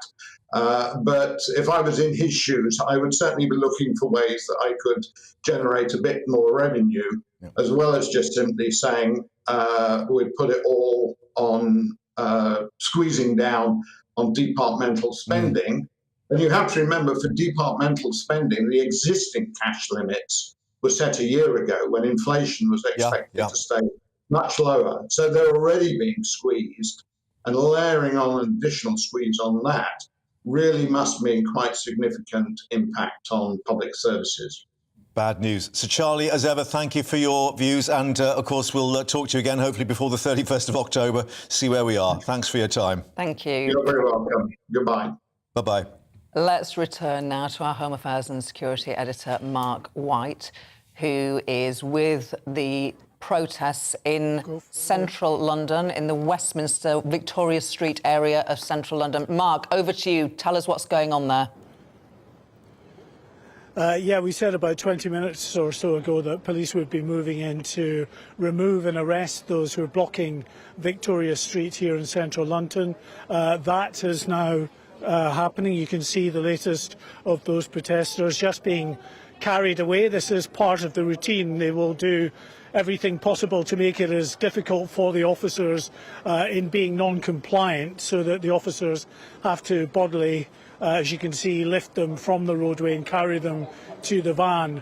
And what's been happening further down the road is that they've been ungluing those who've glued themselves to the roadway, specialist teams involved in doing that. And now they're moving in. A lot of officers here, more than 50 plus officers, who would much, I'm sure, rather be in their own boroughs policing the capital, but are here instead dealing with these protests, one of many protests which have been happening. There's another woman who's being arrested and shouting to those as she heads towards the van itself. Say another one who clearly has lost the ability to walk at this stage.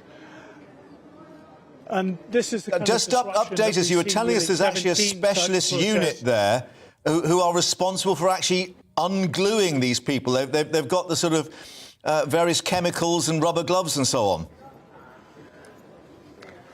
Yes, that's right. We'll take you back down to the roadway itself. So what we have down here effectively is the carriageway that heads down to Westminster, the protesters there, and the specialist teams who removed the protesters on the other carriageway heading up towards Victoria Station will move on to this group now, and this will be the next arrest phase. And once they've been removed, we will have an opportunity then, thankfully, for those who have been disrupted in this part of central London to have this main route open again for people heading to and from the Westminster area.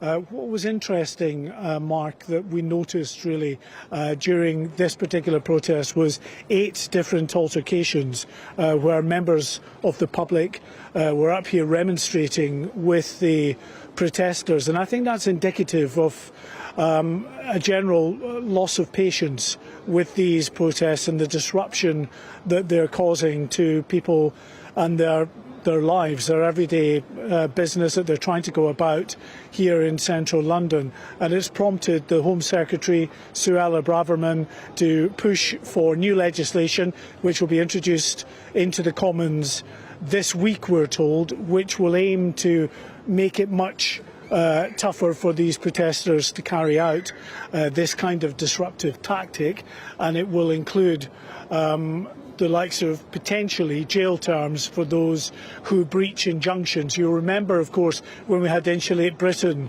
a year or so ago carrying out all of these protests around the M25 and other main arterial routes. There were injunctions brought out. They breached those injunctions multiple times, and then a significant number of the protesters were then heading off to spend some time in jail. That appears, as far as Insulate Britain is concerned, to have had some effect on Insulate Britain. We don't hear as much from them these days, but of course that particular group has gone quiet for a while.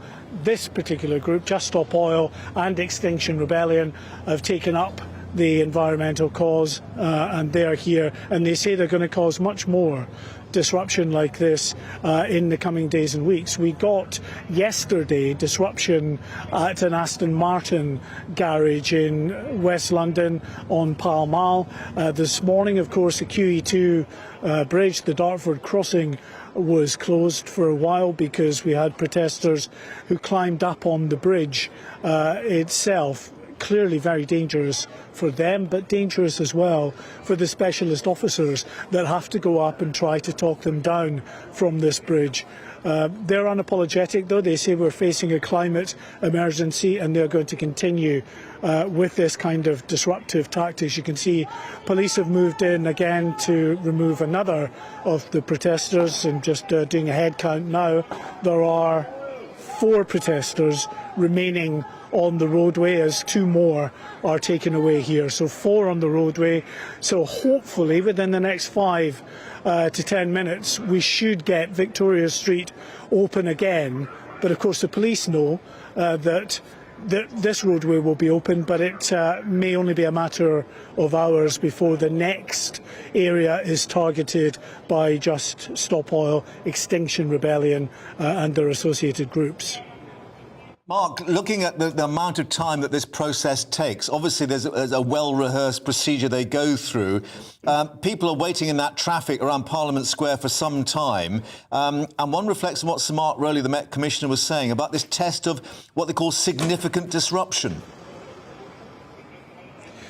Yeah, and there's no doubt that this is a significant disruption. Of course, they're blocking the King's Highway as well. There are offences that are being committed. The difficulty is that the offences that are being committed are very minor in the scheme of things. So what happens is really a revolving door of people getting arrested, getting charged with a minor offence effectively, going to the magistrate's court, being slapped on the wrist, being fined a small amount perhaps, and then they're released and go on to continue this cycle. This is why the Home Secretary now wants this tougher legislation to go through Parliament, which would carry with it jail terms. She believes that that would be the type of disruptive tactic, or at least that would be the power that would allow police to disrupt this tactic. That they believe that, many people want to carry out these protests, of course, but not as many people are clearly willing to go to jail for that. So you see this gentleman here just being patted down, checked for any potential weapons. Not really expecting to find that on a climate change protester, but this is a process.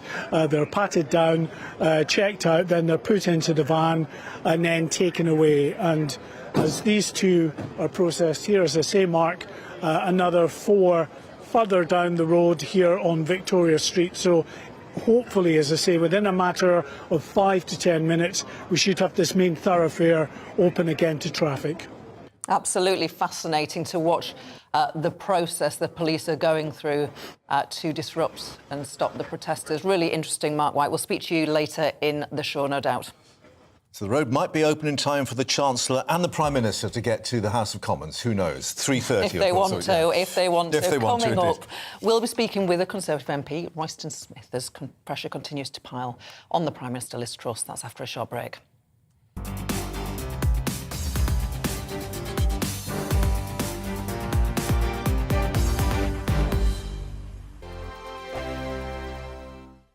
Weekday afternoons on GB News, we've got the whole of the UK covered. From 12 to 3, it's GB Newsday with me, Mark Longhurst. And me, Gloria De Piero. You'll get the very latest on everything that's been going on across our great nation. And from 3 till 6, watch out for GB News Live with me, Patrick Christie. I'm not here to mess around with all the biggest topics and guests. You will always be up to date. GB Newsday and GB News Live from 12 p.m. Only on GB News. The People's Channel, Britain's news channel.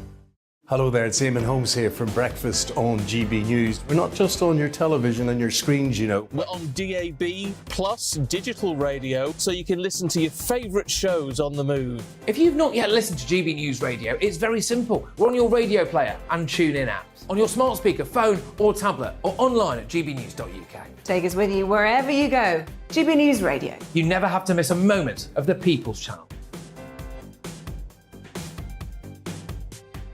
Join my show Farage, 7 p.m. till 8 p.m. Monday through Thursday. And there you will get opinion, analysis, debate, and I'll cover stories that nobody else dares to touch. You've been cancelled. Join the club. Oh, my goodness me. And then for the last 15 minutes, talking pints. We're over a drink. We have a civilised conversation with someone. We very often disagree, but we do it in a grown-up way. Come and join me on Farage. Hello, I'm Simon Evans. Join me on GB News for Headliners at 11 p.m, where I'll be joined by 2 of the country's top comedians as we take a look at tomorrow's newspapers tonight. If it's a big story, we'll be covering it, I guarantee, but we'll also have some fun along the way. That's GB News Headliners at 11 p.m. We won't put you to sleep, unlike some of the other paper review shows out there. So join us, 11 p.m, 7 nights a week.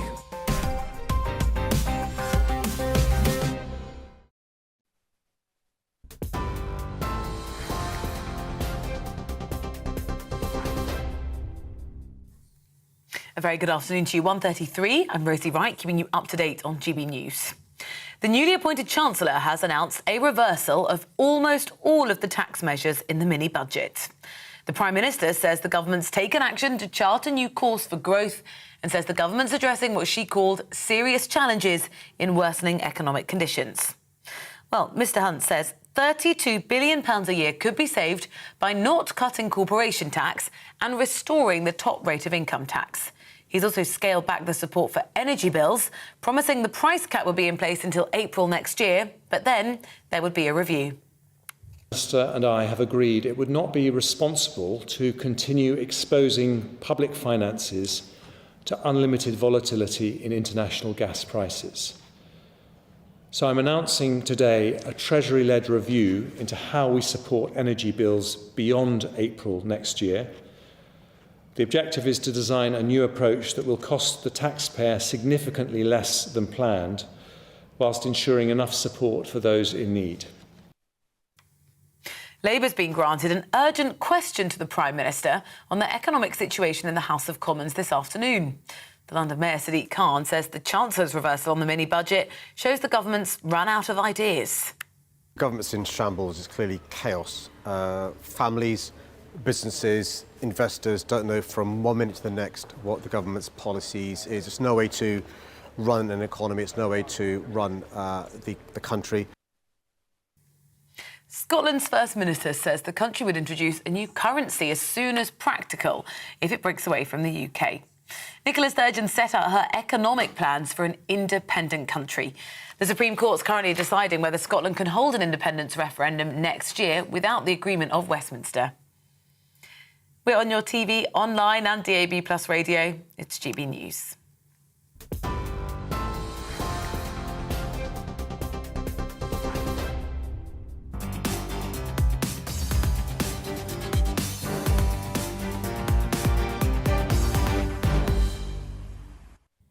So, where are we? Well, good question if you're in the Houses of Parliament this afternoon with Jeremy Hunt, the Chancellor, the new Chancellor, having dramatically scaled back support for household energy bills, ditching the tax cuts promised by his predecessor, Kwasi Kwarteng, and seeking to restore stability after weeks of turmoil on the financial markets. We're now joined by Conservative MP for Southampton Itchen, Royston Smith. Royston, very good to see you. Thank you for your time today. Do you have a message for your colleagues, Crispin Blunt, Andrew Bridgen, Angela Richardson and Jamie Wallis, all your colleagues who have said the Prime Minister's position is untenable? Well, that's 4 colleagues from 350 odd. So I wouldn't read too much into that. And as I've seen in many times in the past, that you can pretty much pick out who's going to be agitating and writing letters and calling for people to go. It happens routinely. So at the moment, I don't think I'd read too much into those particular people. However, suggestions there are a lot more backbenchers. Speaking to Sir Graham Brady back from holiday, of course, he's chairing the 1922 committee, with growing unease about what Liz Truss staying as Prime Minister might make for the Tories in terms of electoral damage at the general election. Yeah, there is talk about that. Of course there is. I hear it everywhere and everyone else does too. None of these things are secret, or they don't stay secret for very long. I mean, here's me on television, talking about it. Well, I'd prefer just to hold my, my views to myself. But I don't think that it's all over yet. I just think that we are in a situation where we need to take a breath and decide what it is we want and what it is we want to do. And from the point of view of the Prime Minister, who was elected, and some people may feel that they regret that now, but they did. And you either stick with her or you don't. But I don't think what you do is drag it out for weeks and months. So in the event that the Prime Minister chooses that she thinks that perhaps it's not her time, then that would be better to be done quickly rather than to drag it out for any length of time. But if she stays, I think we can get behind her. And the trick is, I think always, is if you don't know the answer to a question, find someone that does. So if she doesn't know all of the answers to all of the questions, surround herself with people that do. And I think the first move was to bring in Jeremy Hunt, which has been quite an inspired one, in my opinion. Are you pleased, or will your constituents be pleased or otherwise to hear that the income tax cuts that they were expecting, they have been scrapped, and also that the household energy support package has been scaled back? How's that going to go down on the doorsteps of Southampton, Itchen and beyond? Well, the doorsteps of Southampton are remarkably resilient. I've been out this Saturday, and I go out every Saturday, and still people are, willing to listen to us and give us a chance. They're not obsessed with this, anything like as much as we MPs are and the media are. That said, we're going to have to explain things very much better. So you take the energy price intervention.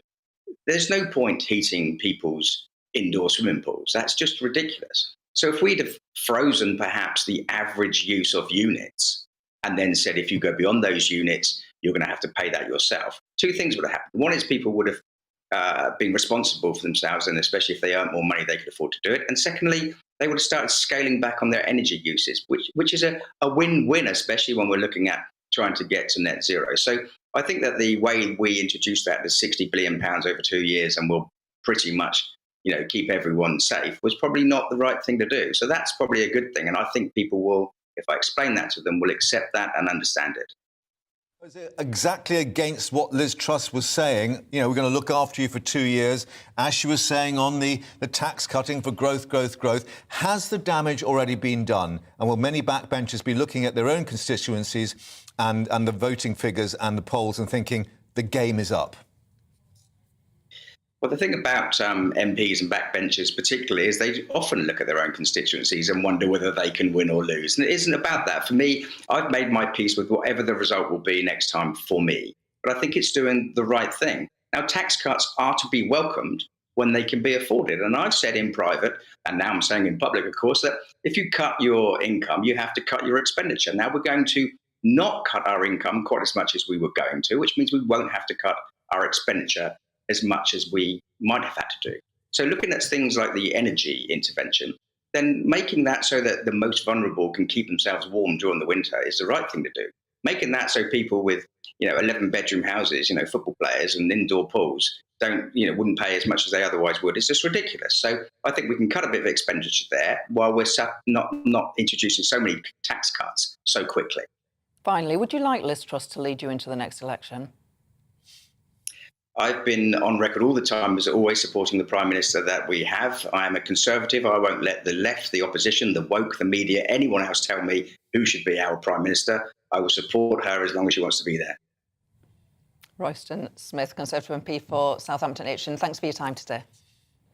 And apologies if you're a football player with an indoor swimming pool, of course. But there we are.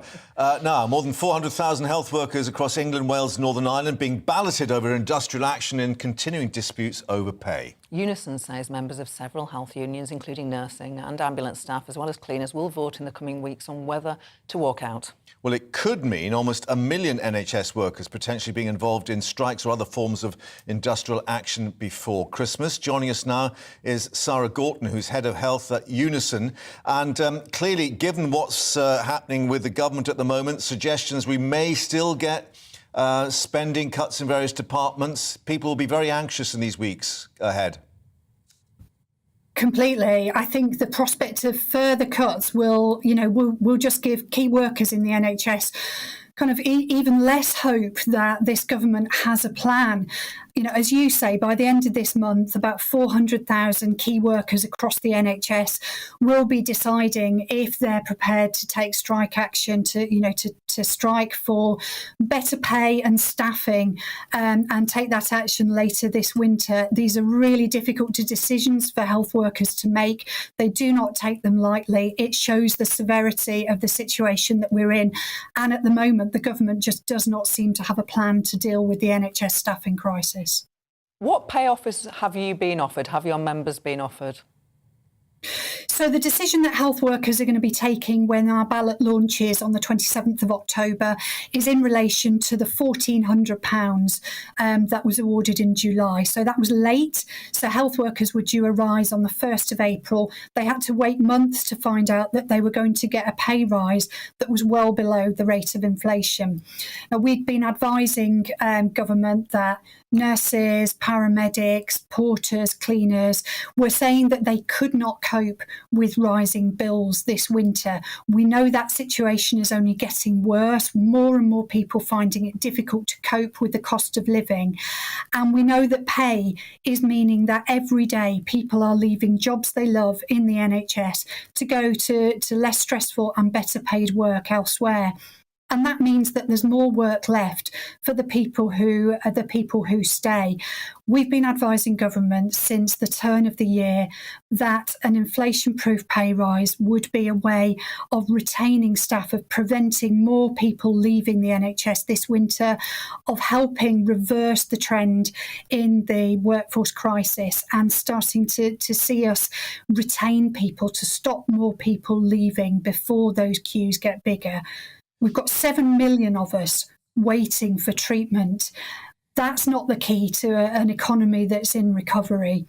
To get the country working again, it's absolutely critical that we invest in the NHS. And that means stopping more people leaving before the situation gets any worse this winter.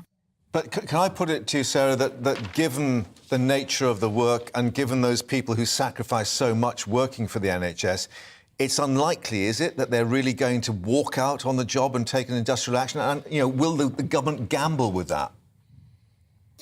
Well, that's in the government's hands. What health workers, what key workers are telling us is that they can no longer cope, not only with the pay that doesn't help them meet their bills, but they can't cope with going home after every shift, knowing that they've not been able to give care to the standards that they want because they don't have enough colleagues.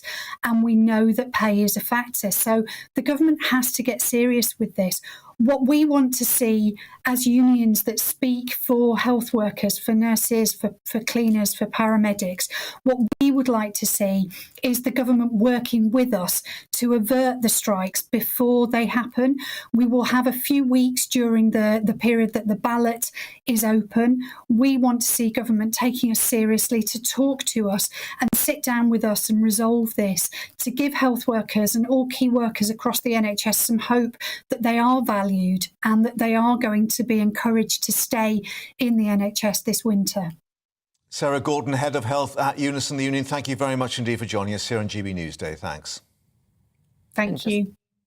Just to bring you up to date with what will be happening in the House of Commons at 3:30, we told you earlier that Keir Starmer, the Labour leader, had demanded that Liz Truss come to the House of Commons and take questions from him. It's known as an urgent question. It's sort of a way to demand somebody comes to the House and faces questions from MPs. We now know Liz Truss will not be taking that urgent question from the Labour leader. She is sending Penny Mordaunt to respond for her. Has she got a new job, I wonder? In addition to that news, we can also tell you that the senior Tory backbencher, he is a former vice chair of the 1922 Committee of Backbench MPs, Sir Charles Walker. The Prime Minister's position is enormously precarious. When you are in this sort of position, I think you have got to expect the party won't tolerate for any length of time, certainly not weeks. Right, and just to reiterate that we were also expecting Jeremy Hunt, the Chancellor, to be in the Commons this afternoon. Originally it was going to be 3:30. Obviously that might be moved to about 4:30 perhaps. Yeah, indeed. Obviously answering questions on that statement he gave earlier, basically trashing the mini-budget. Well, earlier we spoke to Lord Gavin Barwell, who was previously Chief of Staff for former Prime Minister Theresa May. He gave us his reaction to Jeremy Hunt's statement as Chancellor, designed, of course, to restore economic stability. I'm not sure how much it's going to do on the second one, Gloria, but I think on the first one, it was a very welcome step in the right direction. It shows what a difference having someone who believes, first of all, in fiscal responsibility in that job has made. And so I think if you look at the initial market reaction, we'll have to see how it plays out. It's positive. And so this is an important first step in restoring the country's credibility with financial markets. In terms of the Prime Minister's position, by my count, there were 6 further U-turns here from the original mini-budget, and that's on top of the 5 we've already had. So what we've seen is a complete filleting of what the government announced a few weeks ago. A U-turn doesn't even really begin to describe the scale of the shift in policy. The original objective Liz Truss set, for what it's worth, I think is right, which is that unless we can improve the underlying growth rate of our economy, the decisions that our politicians are going to have to make over the next few years are going to be very painful ones. What she got wrong was the way of going about that. And I think that is an important distinction to make here. Well, let's get the views of our business and economics editor, Liam Halligan, joining us once more. Because, Liam, I'm just looking at, apparently, Jeremy Hunt's met some Tory MPs in committee rooms in the Commons, he had a very warm welcome, very happy to see Jeremy, one said. So he may have settled things a little in his own party. What about out in the markets, though?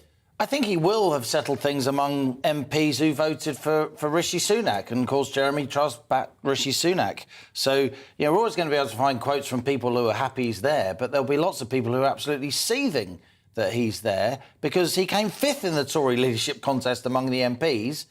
And, of course, he already lost the Tory leadership contest to Boris Johnson. Trailing quite badly, among Conservative Party members back in 2019 after, of course, Theresa May was replaced. So, yes, they can pump out nice positive quotes to the media and we can read them out, but is that really what's happening here? I imagine there will be, well, my inbox is filling up with Tory activists across the House of Commons. They did not vote for this Remainer, in their words, Jeremy Hunt. Will they really knock on the doors to try and get a Jeremy Hunt or a Rishi Sunak administration re-elected if and when there is a general election? So as I go back to my original point, I think this is far more of a political crisis than an economic crisis. There are serious economic issues, but there are serious economic issues across the world. Right. And Britain is just one country among many. Yeah, let me just put something to you that's just come in, and that's Rain Newton-Smith, who's chief economist at the CBI. The Chancellor is acting swiftly and firmly in looking to restore confidence in markets and businesses. Macroeconomic stability, number one priority right now, the precondition to economic growth. Yeah, the CBI, who warmly welcomed the mini-budget when it happened on the 23rd and the 24th of September, as did the Institute of Directors. Oh, yeah, they're in that quote as well. British Chamber of Commerce. I mean, it's almost an... As did the Daily Mail, who have turned against it. It's almost an identikit quote. What is the CBI there for? It's there to say, you know, to be a weather vane, to go along with the conventional wisdom. Sorry, but it's true. To most people, when we talk about economic stability, to most people that means will mortgage rates, will they settle down? Will people be able to get on the housing ladder? Will they be able to renew their mortgage if they're coming off a fixed rate? Did the statement do anything to tackle that, or will the statement do anything to tackle those mortgage rates? Well, yeah, mortgage rate, the 10-year gilt yield, which is the sort of benchmark for all mortgage rates and personal loans, that's the rate at which the government borrows money. That's come back from about 4.2% this morning to about 3.9, 3.95% now. Is it going to go back to where it was in January, when it was more like 2%? No, because we are in a long-term upswing in global interest rates everywhere. That's why mortgage rates in the US are much higher than they are here. Yeah. The question is, will they spike because the markets are freaked out, if you like, that the British government may not be good for its word and pay back its debts?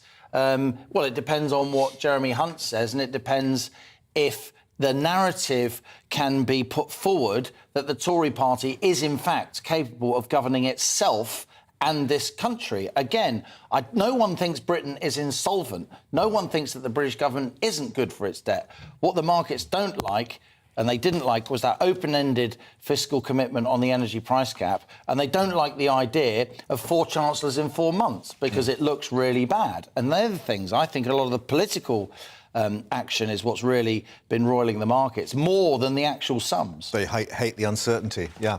Liam, for the moment, thank you. More with you coming up at 2 o'clock with all the details and figures as well. Thanks very much. Now, a report has found that hundreds of Met police officers have been breaking the law. The author of the report, Baroness Louise Casey, found that there were many claims of sexual misconduct, racism, homophobia, misogyny, and that they were badly handled. Well, the Met Police Chief for the Commissioner, Sir Mark Rowley, appointed last month, of course, says he wants to get rid of hundreds of staff that he claims are guilty of crimes and unethical conduct. Joining us on the show now is former London police officer and founder of Protect the Protectors, Norman Brennan. Norman, do you recognise that there is a problem with the culture in policing where there is evidence of sexism, misogyny, racism, homophobia, that some police officers hold those views and hold their jobs? Well, it's clearly the case. One would be worried if it was a handful or 2 or 3 dozen. But the Commissioner stating that it's hundreds out of a force of 34,000 is truly alarming. But I think what we've got to do, instead of losing faith in the police, and the caveat to what I just said, is that many of these officers, or hundreds, if Sir Mark Rowley has pointed them out, they've all been disciplined, or they have gone through the discipline procedure, which means we can't retrospectively sack them. It's a bit like somebody going to court, getting a conditional discharge or a fine or a suspended sentence, and then calling them back and saying, hang on a minute, we got it wrong. You're going to have 6 months inside. But what has got to happen is, and this is clearly not just an MOT or a service, this is a complete overhaul of the Metropolitan Police. We've got to look at sergeants, inspectors, chief inspectors, commanders, because it's clear that some supervision, respect and discipline has been completely lost.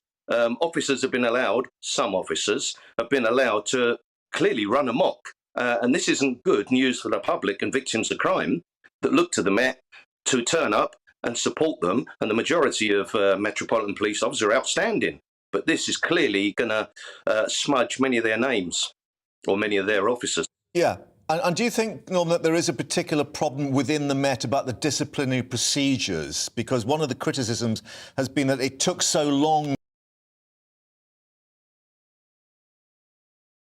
No, they didn't lose their job as a result.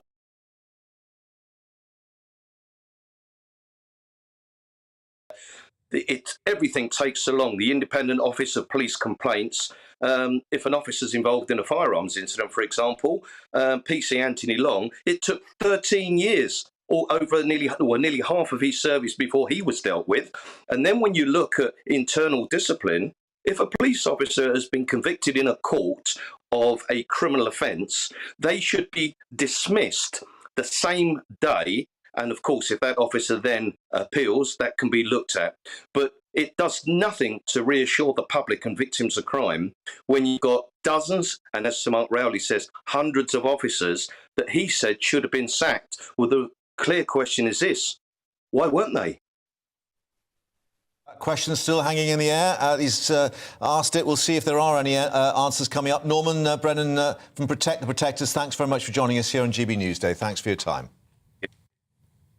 Your views on the stories of the day on our new Chancellor. Simon says Jeremy Hunt seems a very odd choice by Liz Truss to take the role of Chancellor. They are ideologically and politically very different. I wonder, did Liz Truss actually appoint Hunt herself?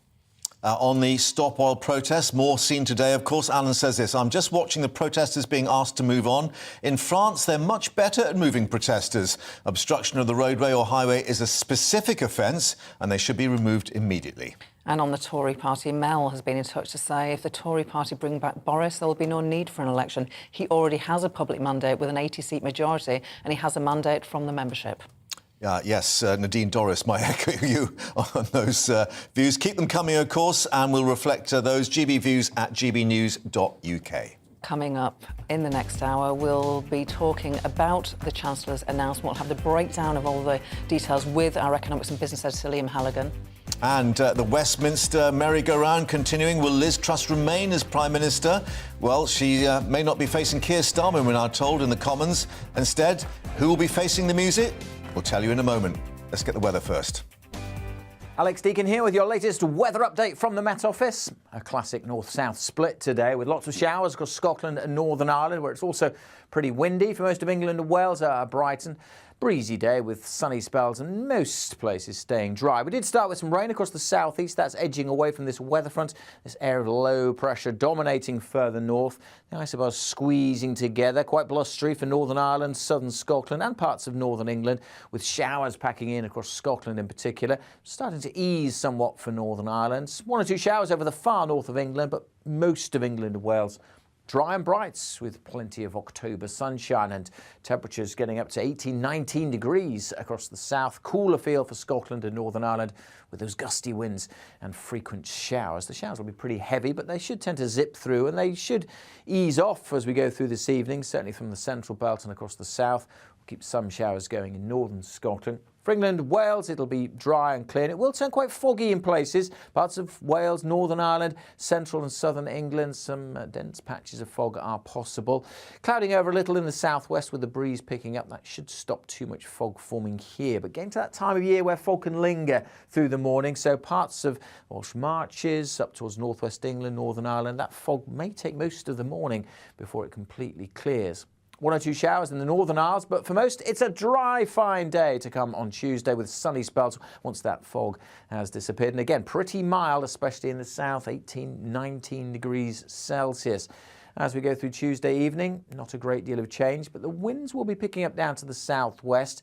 Behind me gathering is a line of rain, and that could turn quite heavy as we go through Tuesday night and into Wednesday across the southwest. The rest of this week could be quite interesting. Some heavy bands of showers moving across the country, often quite blustery, but also really quite mild. Bye for now.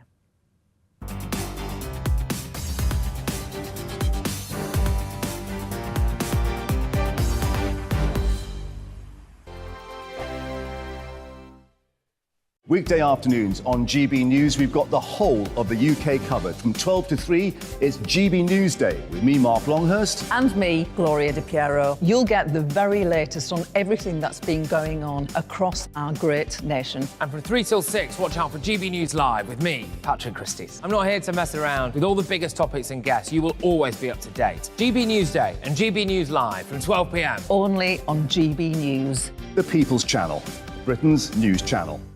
Hello there, it's Eamon Holmes here from Breakfast on GB News. We're not just on your television and your screens, you know. We're on DAB plus digital radio, so you can listen to your favourite shows on the move. If you've not yet listened to GB News Radio, it's very simple. We're on your radio player and TuneIn apps, on your smart speaker, phone or tablet, or online at gbnews.uk. Take us with you wherever you go. GB News Radio. You never have to miss a moment of the People's Channel. Join my show Farage, 7 p.m. till 8 p.m. Monday through Thursday, and there you will get opinion, analysis, debate, and I'll cover stories that nobody else dares to touch. You've been cancelled. Join the club. Oh my goodness me! And then for the last 15 minutes, talking pints. We're over a drink. We have a civilised conversation with someone. We very often disagree, but we do it in a grown-up way. Come and join me on Farage. Hello, I'm Simon Evans. Join me on GB News for Headliners at 11 p.m, where I'll be joined by two of the country's top comedians as we take a look at tomorrow's newspapers tonight. If it's a big story, we'll be covering it, I guarantee, but we'll also have some fun along the way. That's GB News Headliners at 11 p.m. We won't put you to sleep, unlike some of the other paper review shows out there. So join us, 11 p.m, 7 nights a week.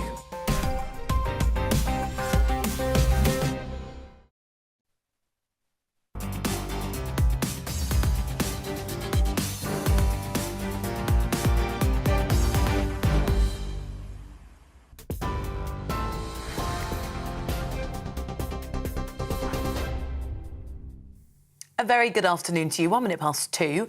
I'm Rosie Wright. Let's get you up to date. The Metropolitan Police Commissioner, Sir Mike Rowley, says hundreds of police officers should be sacked following a new report commissioned after the death of Sarah Everard. A review of the Met's internal misconduct system found officers are getting away with criminal behaviour owing to an anything-goes attitude. The report described some police procedures as racist and misogynistic. Former Detective Superintendent Shabnam Chowdhury told us she's sickened by the report. This isn't just a barrel of rotten apple. This is a disease that has spread across the Metropolitan Police, unfortunately. I don't deny that there are some fantastic officers. There are many good and hard-working officers who don't want this kind of behaviour, who have tried to call it out, who have tried to support those officers, but there are too many in the leadership roles that don't allow those complaints to go any further. And of course, in political news, the newly appointed Chancellor has announced a reversal of almost all of the tax measures made in the mini-budget. The Prime Minister says the government has taken action to chart a new course for growth and says the government's addressing what she called serious challenges in worsening economic conditions. Well, Mr Hunt says £32 billion a year could be saved by not cutting corporation tax and restoring the top rate of income tax. He's going to address MPs in the Commons at 3:30 today. We'll bring that to you live. Then the Shadow Chancellor is going to ask an urgent question. We understand that Penny Mordaunt, not Liz Truss, will answer that question. As and when they do, we will bring it to you here. But if we can, let's hear now from the Chancellor. I remain extremely confident about the UK's long-term economic prospects as we deliver our mission to go for growth. But growth requires confidence and stability, and the United Kingdom will always pay its way. This government will therefore take whatever tough decisions are necessary to do so. The Chancellor also announced a review into how energy bills would be supported beyond April of next year. Mr Hunt confirmed government support capping bills would stay in place for the next 6 months, but after, there would be a new approach targeting those most in need. He also said the energy bill relief scheme for businesses, which will cap corporate energy bills, will also end in April. I'm announcing today a Treasury-led review into how we support energy bills beyond April next year. The objective is to design a new approach that will cost the taxpayer significantly less than planned, whilst ensuring enough support for those in need. We'll bring you that address at 3:30. Now, Scotland's First Minister says the country would introduce a new currency as soon as practical if the country breaks away from the UK. Well, Nicola Sturgeon's been setting out her economic plans for an independent Scotland. She also claims the UK's economic model is failing and holding Scotland back. Ms Sturgeon added the current UK economic turmoil was not a passing storm and instead pointed to a fundamentally flawed system. The Supreme Court's currently deciding whether Scotland could hold a referendum next October without the agreement of Westminster.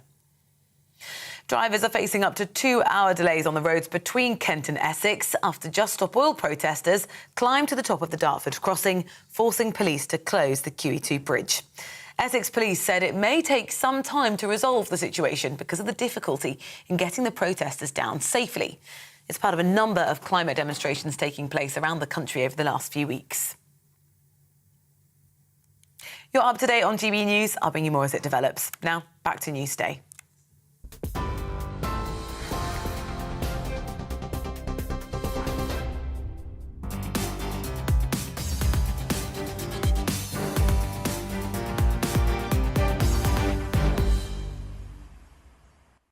Rosie, thanks very much indeed. Welcome back to GB Newsday with me, Mark Longhurst, and with Gloria too.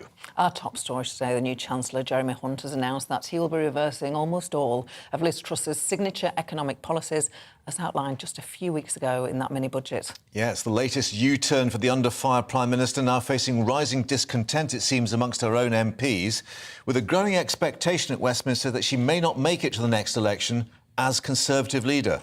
There'll be a statement from the Chancellor later this afternoon. We'll bring that to you live on GB News. Also, that urgent question before that by the Labour leader, Keir Starmer.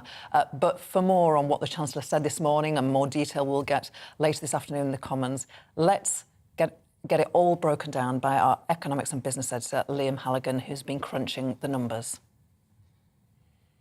To some extent, the UK currently has two Prime Ministers, not only Liz Truss, who is the occupant of number 10 Downing Street, but also Jeremy Hunt, the Surrey MP, who was formerly Health Secretary, who's now been brought in as Chancellor. His supporters in the Commons are talking about a chair and a chief executive of the government, and it's Jeremy Hunt who's the chief executive. In his statement this morning from the Treasury before his Commons statement this afternoon, Jeremy Hunt said he was going to scrap almost all of the mini-budget measures, which, of course, were the joint work of former Chancellor Kwasi Kwarteng and the current Prime Minister, Liz Truss. So that plan, part of the Going for Growth plan, to cut the basic rate of income tax to 19%, that has now been scrapped.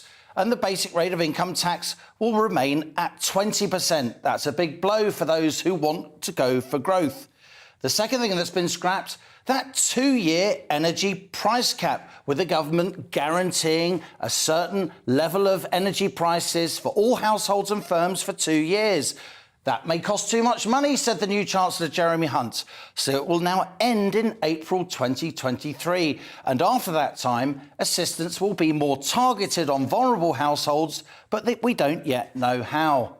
A third strut of that Going for Growth plan, freezing corporation tax at 19%, that's been scrapped too. That's now going to go up to 25% next April, which is what the former Chancellor, Rishi Sunak, said he wanted back in March 2022. That will be a blow for lots of small and medium-sized enterprises who were relying on that corporation tax freeze. They've now had 6% taken off their bottom lines. The one big part of the Going for Growth plan, the mini-budget that's been retained, that's the cut in national insurance for both employers and employees of 1.25%. That cost about £19 billion out of Kwasi Kwarteng's original £45 billion fiscal tax-cutting package. But you get the feeling it's only being retained because it's already gone through Parliament and is just about to become law. All in all, this statement from Jeremy Hunt, the new Chancellor this morning, it will add extra taxes of around £32 billion a year going forward. That's about a 5% increase in the total tax bill for the country. That's pretty chunky. Jeremy Hunt said in his statement this morning, I remain extremely confident about the UK's economic prospects as we go for growth. We may get that growth in the UK, or we may not. But if we do get it, it may not be happening under a Liz Truss government. Liam, thank you very much indeed for that. More to come, of course, as we hear from the Chancellor in the Commons a little later. But with the turmoil continuing, the Shadow Chief Secretary to the Treasury, Labour's Pat McFadden, spoke to us earlier, and this is what he had to say. It's evidence of the fear and panic in government circles. The mini-budget a few weeks ago caused enormous damage. Your viewers will have seen it. They'll be looking at it for the next year or two when they renew their mortgages, paying a Tory party premium on their borrowing costs. The country is also paying such a premium. And when we are watching the government gilt yields almost hour by hour, it's a sad testimony to where Britain has come. I was really struck over the weekend by the comments of the former Deputy Governor of the Bank of England, who said that the UK economy used to be looked at in a similar way to, say, the United States or Germany, but that internationally people are now looking at us like Italy or Greece. And when you see this panicked reaction where the Chancellor has to bring forward by 2 weeks his rescue package of a plan that was only announced 3 weeks before by the Prime Minister and his predecessor, then you just see what chaos has been caused. That was Pat McFadden, Labour's Chief Secretary to the Treasury spokesperson, who was speaking to GB News earlier. Well, it's not just critics from Labour. Of course, it's within her own party Liz Truss has got problems with. Now, we're being told that the Leader of the House, Penny Mordaunt, is the person who'll be responding to Labour's Commons urgent question at 3:30. That's confirmed by Downing Street. The Prime Minister's decision to send her into battle. Of course, former Tory leadership rival likely to raise further questions about the Prime Minister's authority. The question in the name of the Labour leader, Sir Keir Starmer, is on the economic situation. Was to be directed to the Prime Minister, but she doesn't have to attend the House, and indeed she has refused to take that question. And it is not completely out of the ordinary for Secretaries of State and the Prime Minister to send more junior figures. Our political editor, Darren McCaffrey, is in Westminster. Darren, I was trying to state the facts there, that she didn't have to attend just because Keir Starmer demands that she answer this urgent question. But some people will suggest by not attending, she's for it. Indeed, that's what Labour are saying this afternoon, perhaps unsurprisingly. I think what's really, really interesting about this, first of all, is the fact that Liz Truss is not going to turn up to this question. As you say, it's not necessarily highly unusual. Remember when Boris Johnson was in those very tricky situations around Partygate? Michael Ellis, who at the time was a junior minister, was sent in to defend him. Clearly, Penny Mordaunt has had to take on that role this afternoon. But in saying that, the very essence that we haven't really seen Liz Truss since that, frankly, diabolical press conference last Friday is just a sign of what a weak position she is in. I mean, if she had any sense, I think that she was in this for the fight, she would be in the Commons, defending her position, defending her government, defending what ultimately is the question that Keir Starmer is putting in Parliament this afternoon, which is to explain the sacking of Kwasi Kwarteng, the Chancellor, last Friday. So maybe not surprising or unsurprising that she's not turning up, but the very fact that she isn't really does send not great signals, essentially, from Number 10's point of view. And then also this choice of Penny Mordaunt is fascinating as well. Now, Penny Mordaunt, of course, stood in the leadership race. She came third. She was only 8 votes behind Liz Truss, who obviously ended up in second position amongst MPs. Now, she has someone who, at the weekend, wrote in the Sunday Telegraph yesterday, essentially asking the party to unite and to get behind Liz Truss. She is clearly a current cabinet minister, but be in no doubt she also still has leadership ambitions in all of this, Gloria. She will want to become potential leader of the Conservative Party. And that's why it's a really interesting choice. How is she going to play this afternoon, knowing the fact that there are lots and lots of MPs who, frankly, would rather she was in the job rather than Liz Truss? Your time is nigh, Darren, looking behind you, but hopefully you've got a few more minutes left on the good earth to answer our questions. But let's just reflect on what Sir Charles Walker, senior Tory backbencher, indeed former vice chair of the 1922 committee, has said, and that is basically looking at the numbers. If there was a general election tomorrow, we'd be a smaller party than the SNP. Now, is it that that's concentrating minds where a lot of MPs are looking at their own constituencies and the figures thinking we could be out of a job? Yeah, I think there's kind of three big questions here, aren't there, Mark? First of all, if Liz Truss is to go, she could resign.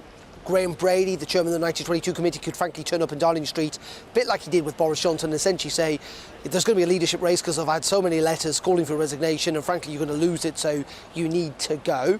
That is all entirely possible. The big problems, though, for the Conservative Party is what happens then? What is the mechanism for a new leader? Because at the moment, there's much talk about a coronation, that a leader is going to take over essentially without a vote, particularly of the membership. But there is no obvious, or at least front runner in all of this. Is it Rishi Sunak? Many people would say he's got the most legitimacy, given the fact that he finished second in the leadership race. And also, frankly, he predicted some of the mess the government have got themselves into, though he's also a very divisive character. Many of Boris Johnson's supporters are not big fans of him, given the fact that many feel that the former Chancellor stabbed the former Prime Minister in the back. Then you've got Penny Mordaunt. Again, though, she finished third. Didn't get the largest number of support amongst MPs. Other people who mentioned Ben Wallace, the Defence Secretary, Kit Malthouse, the Education Secretary, but beyond their briefs, frankly, we don't really know what they stand for. What's Ben Wallace's position on the health service or on schools or, frankly, on the economy? We don't really know. And they would automatically, of course, become Prime Minister. And then there is also this key question that you just touched upon that I think many Conservatives are very concerned about, is if there was to be yet another leader, yet another Prime Minister in such a short space of time without a personal mandate from the British public, who frankly, of course, voted for Boris Johnson back in 2019, the calls for a general election would frankly, I think, become louder and louder, potentially irresistible to this Parliament. And in those circumstances, you're right, under the current conditions, the Conservative Party could find themselves in a hell of a lot of trouble. It would be turkeys essentially voting for Christmas. Suggestions in a latest poll being released today, linked with the launch of the TUC conference, that up to 10 cabinet ministers would lose their seats, along with hundreds of their colleagues. This is all very tricky, and this in some ways plays into Liz Truss' hands because, frankly, all these questions remain unanswered, and so the easiest option is just to stick with her. But I think we've got to the point now where the party realise, at the very least, they cannot go into the next election with her as leader. The question now is not if, it is when, but also how. Let me play devil's advocate. You can count the number of Tory MPs publicly criticising the Prime Minister. It's in single figures. Are we all getting a bit carried away with all this? No, is the honest answer here, Gloria. I mean, I think like Ben Bradley, who's actually a minister in the government, summed it up quite well. He didn't call for Liz Truss to resign, by the way, but he summed it up quite well in a tweet earlier on, which is essentially that we've gone through all this 6 weeks of a Liz Truss government with the whole kind of tax cuts and the energy change and all the controversy and the fall in sterling and the gilt markets and all that stuff. And yet, we've ended up back at point number one, the Conservative Party, where they were 6 weeks ago, but a hell of a lot less popular. And under those circumstances, I just don't think Liz Truss has got a future. In essence, what I'm trying to say is many people are asking, if Liz Truss doesn't have a policy platform, what's the point of a Liz Truss premiership when she herself is wholly unpopular? And I think then the big thing is, you know, at the end, where do we go from here? And that's something Conservative MPs are trying to work out, and we know there's lots of meetings and plots and all that sort of stuff, and they are trying to frankly work out how they bring this about, not whether they bring it about. Darren, for the moment, thank you very much indeed for that. We'll see what emerges, of course, with Penny Mordaunt and the Chancellor, Jeremy Hunt, at the dispatch box a little later. Well, away from the politicians, business groups have actually welcomed the emergency announcement for providing what they said was confidence and stability. Ray Newton-Smith, the CBI's chief economist, saying the Chancellor is acting swiftly and firmly in looking to restore confidence to markets and businesses. Let's talk to banking consultant Bob Lydon now. Bob, thank you for your time today. Has economic stability been restored as a result of the Chancellor's announcements this morning? Not in a million years. I mean, what we're looking at here is an unmitigated defeat from everybody who voted for Brexit, for the Tories, for Boris Johnson, for Liz Truss. As far as the majority of members are concerned of the party, Liz Truss is the real deal. What we've got is an unholy alliance of people who are either not voted for or in the Bank of England, the place where this economic crisis, and I don't really think it is an economic crisis, there's a crisis, certain problems in financial markets. This is where this crisis has been created. So it's really an affront. Bob, can you hear us? To see.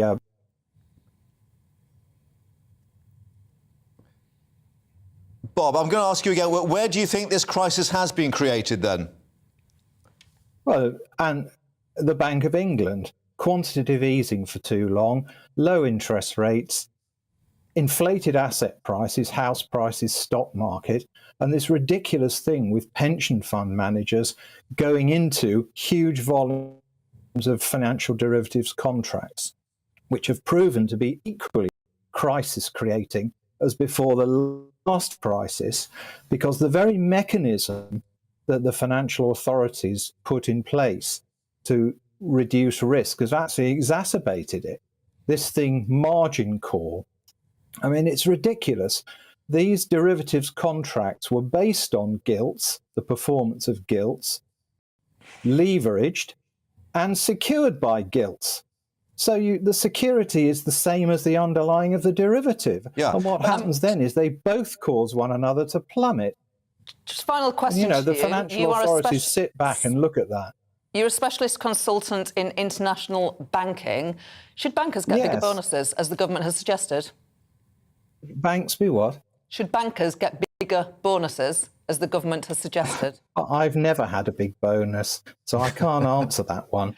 But what should have happened? No, the financial authorities allowing the calculation models for these derivatives and the margin against them. They've installed these calculation models supposedly to deliver stability, have delivered the opposite at the first problem. Right. You know, the first breath of wind, the whole lot collapses. And then the government again has to bail out private financial institutions, the thing that was not supposed to happen. Bob, can I put a thought in your mind? And some people have been suggesting that the reason for that pensions problem and the stress in the gilts market was because of what Gordon Brown did with removing the tax breaks on dividends in pensions, which meant they had to go for these more sort of exotic products. Well, up to a point, yes. I wouldn't say these were exotic products. I think equally contributory has been to, for many, many years, to having interest rates below inflation, because it's inflation linkage of these pension benefits that causes this putative shortfall. And who can you lay that at the door of? Andrew Bailey. Carney should not be exculpated here. Years and years and years, house prices were not part of the measure of inflation. Oh, brilliant, let's have low interest rates, house prices go through the roof. And then you get problems with inflation-linked pensions. So it all comes back to people at the Financial Conduct Authority, the Bank of England, and their backers at the Treasury. And now they are in charge. They are now the government. Forget that we have an elected leader, we have an elected government. Andrew Bailey, Carney, Bank for International Settlements, World Bank, they are now our government. Okay. It's an unmitigated defeat for every voter. Bob Lydon, thank you very much indeed for your thoughts today. Thank you. A lot of people to blame. There we are. You are watching GB Newsday. Lots more to come. The Prime Minister remains under pressure. Yes, we'll bring you all the latest from Westminster. Let's see if the weather's going to cheer us up. Hello, Alex Deacon here with your latest weather update. Tomorrow could start a little murky, a few fog patches around. We're getting to that time of year where they're a bit slow to clear. But for many, it'll be a dry and a bright day with sunny spells. It's been a bit of a mixed picture today with low pressure dominating across Scotland and Northern Ireland. Quite blustery conditions still across parts of southern Scotland, northern England especially. Those winds slowly easing overnight. The showers tending to fade from much of Scotland as well, although we'll keep some going across the far north. For many then, it's going to be a dry night with clear spells. And as the winds ease off, that is a recipe for things to turn firstly a bit chilly, well down into single figures with some pockets of frost likely, especially across Northern Ireland, but also some patches of fog through Northern Ireland, parts of Wales, northern and central parts of England in particular. And it could take a while for that fog to clear. Certainly every chance of some fog patches through the morning rush hour. Once that fog's gone, though, most places set fair, dry and bright. Small chance of 1 or 2 showers in the southwest and in the far north, where it'll still be pretty cool, but elsewhere temperatures generally getting above average, mid to even high teens across parts of the south.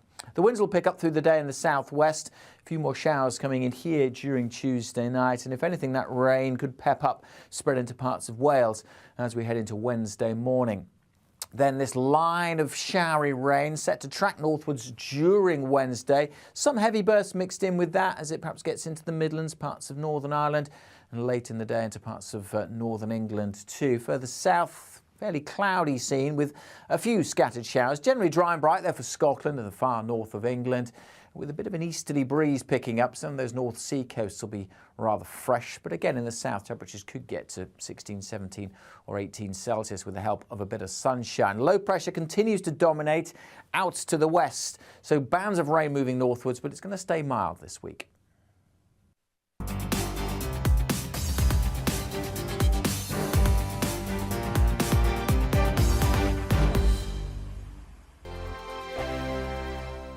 Weekday afternoons on GB News, we've got the whole of the UK covered. From 12 to 3, it's GB Newsday with me, Mark Longhurst. And me, Gloria De Piero. You'll get the very latest on everything that's been going on across our great nation. And from 3 till 6, watch out for GB News Live with me, Patrick Christys. I'm not here to mess around with all the biggest topics and guests. You will always be up to date. GB Newsday and GB News Live from 12 p.m. Only on GB News. The People's Channel, Britain's news channel.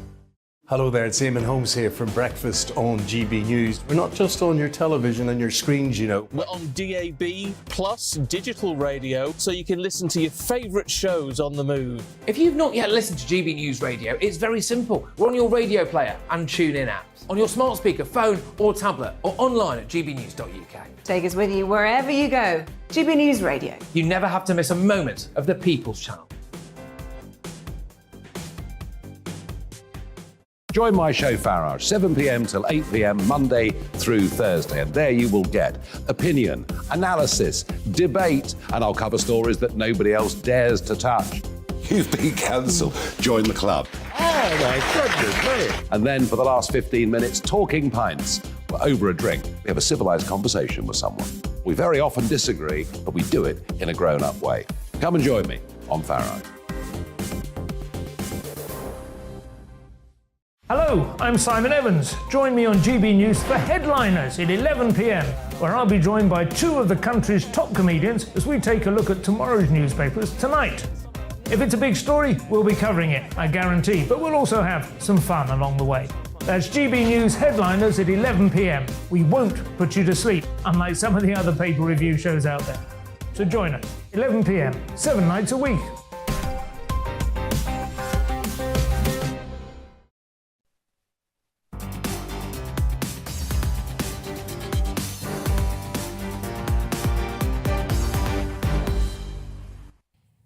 Welcome back. Well, this morning, Jeremy Hunt, the new Chancellor, scrapped almost everything that was in Kwasi Kwarteng's budget a few weeks ago. It's very busy politically and economically. And earlier we spoke to Lord Gavin Barwell, who was Chief of Staff to former Prime Minister Theresa May. Yes, he gave us his reaction. This is what he had to say. I'm not sure how much it's going to do on the second one, Gloria, but I think on the first one, it was a very welcome step in the right direction. It shows what a difference having someone who believes, first of all, in fiscal responsibility in that job has made.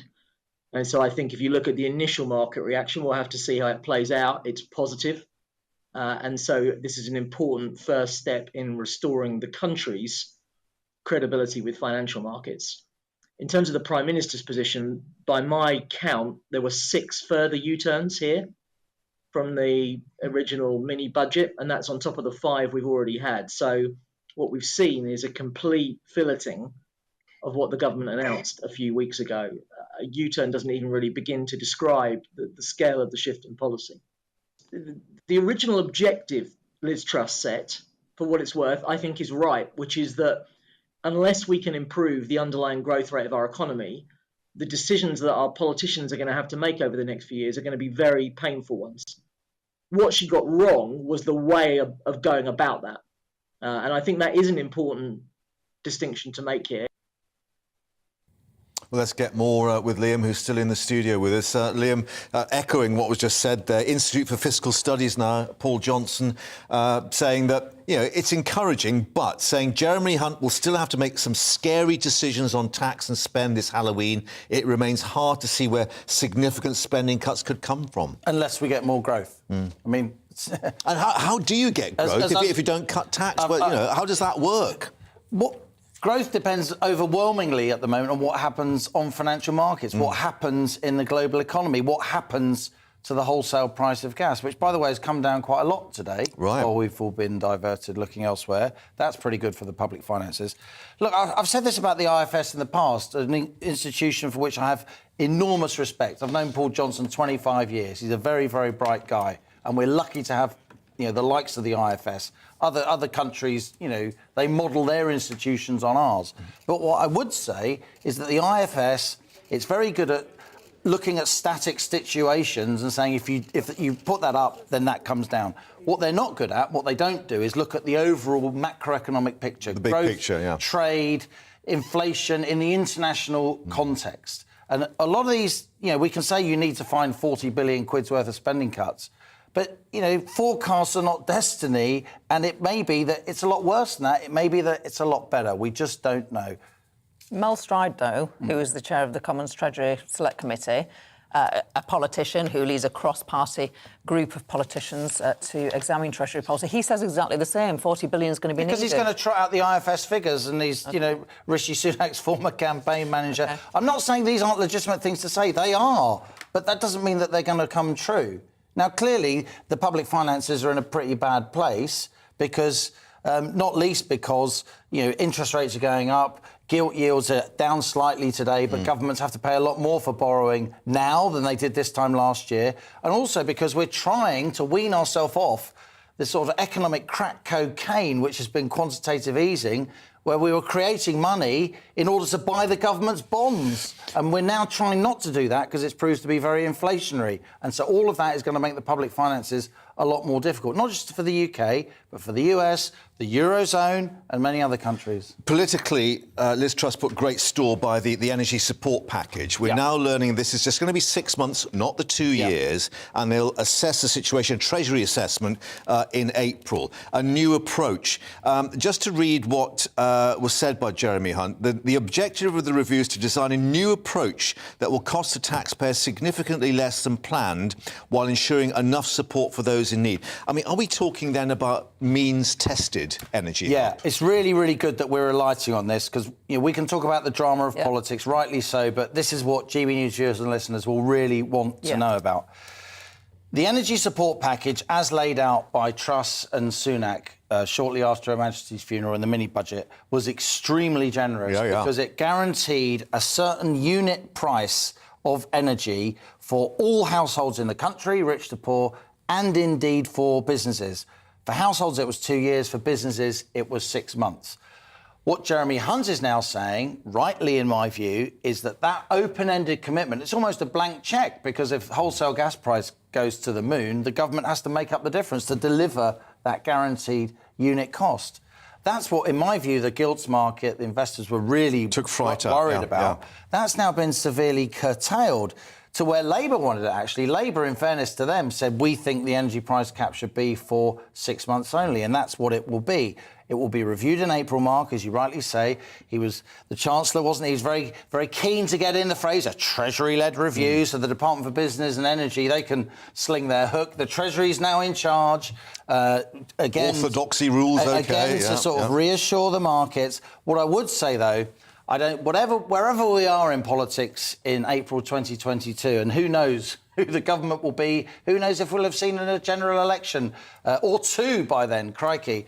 But if we get to April 2022 and energy prices 2023 and energy prices are still really elevated. I can't see any mainstream political party in this country not moving, as you say, Mark, to give at least means-tested support. That is support to particularly vulnerable households, whether that's by council tax bans, those who are already in receipt of benefit or whatever other measures. Means testing's difficult. There are always people fall either side of the line, but something along those lines will happen if it's necessary. Liam, thanks very much indeed.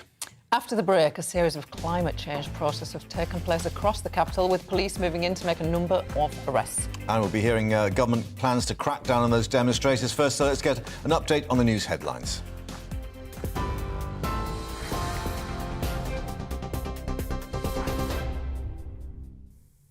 Good afternoon, it's 2:34. I'm Rosie Wright, keeping you up to date. The newly appointed Chancellor has announced a reversal of almost all of the tax measures made in the mini-budget. The Prime Minister says the government's taken action to chart a new course for growth and says the government's addressing what she called serious challenges in worsening economic conditions. Well, Mr Hunt says £32 billion a year could be saved by not cutting corporation tax and restoring the top rate of income tax. He's also scaled back the support for energy bills, promising the price cap would be in place until April next year. But then there'd be a review.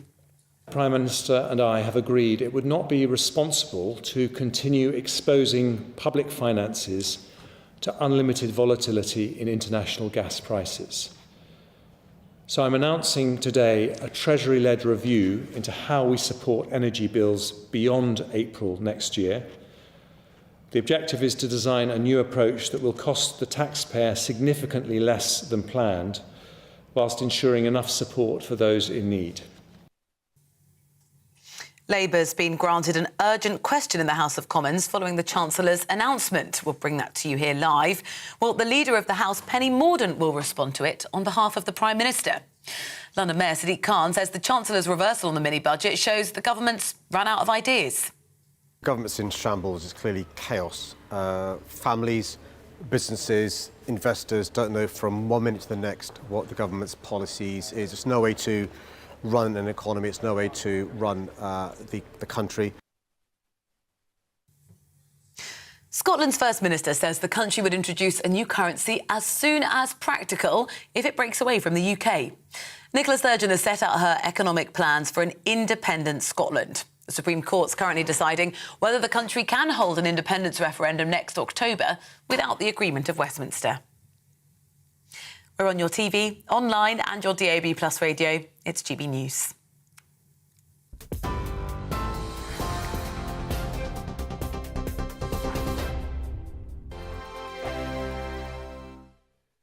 Weekday afternoons on GB News, we've got the whole of the UK covered. From 12 to 3, it's GB Newsday with me, Mark Longhurst. And me, Gloria De Piero. You'll get the very latest on everything that's been going on across our great nation. And from 3 till 6, watch out for GB News Live with me, Patrick Christys. I'm not here to mess around. With all the biggest topics and guests, you will always be up to date. GB Newsday and GB News Live from 12 p.m. Only on GB News. The People's Channel, Britain's news channel.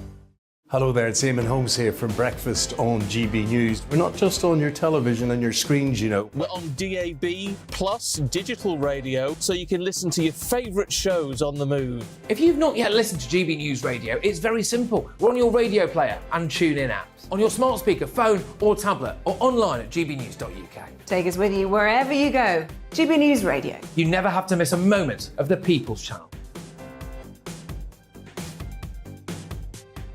Join my show Farage, 7 p.m. till 8 p.m. Monday through Thursday. And there you will get opinion, analysis, debate, and I'll cover stories that nobody else dares to touch.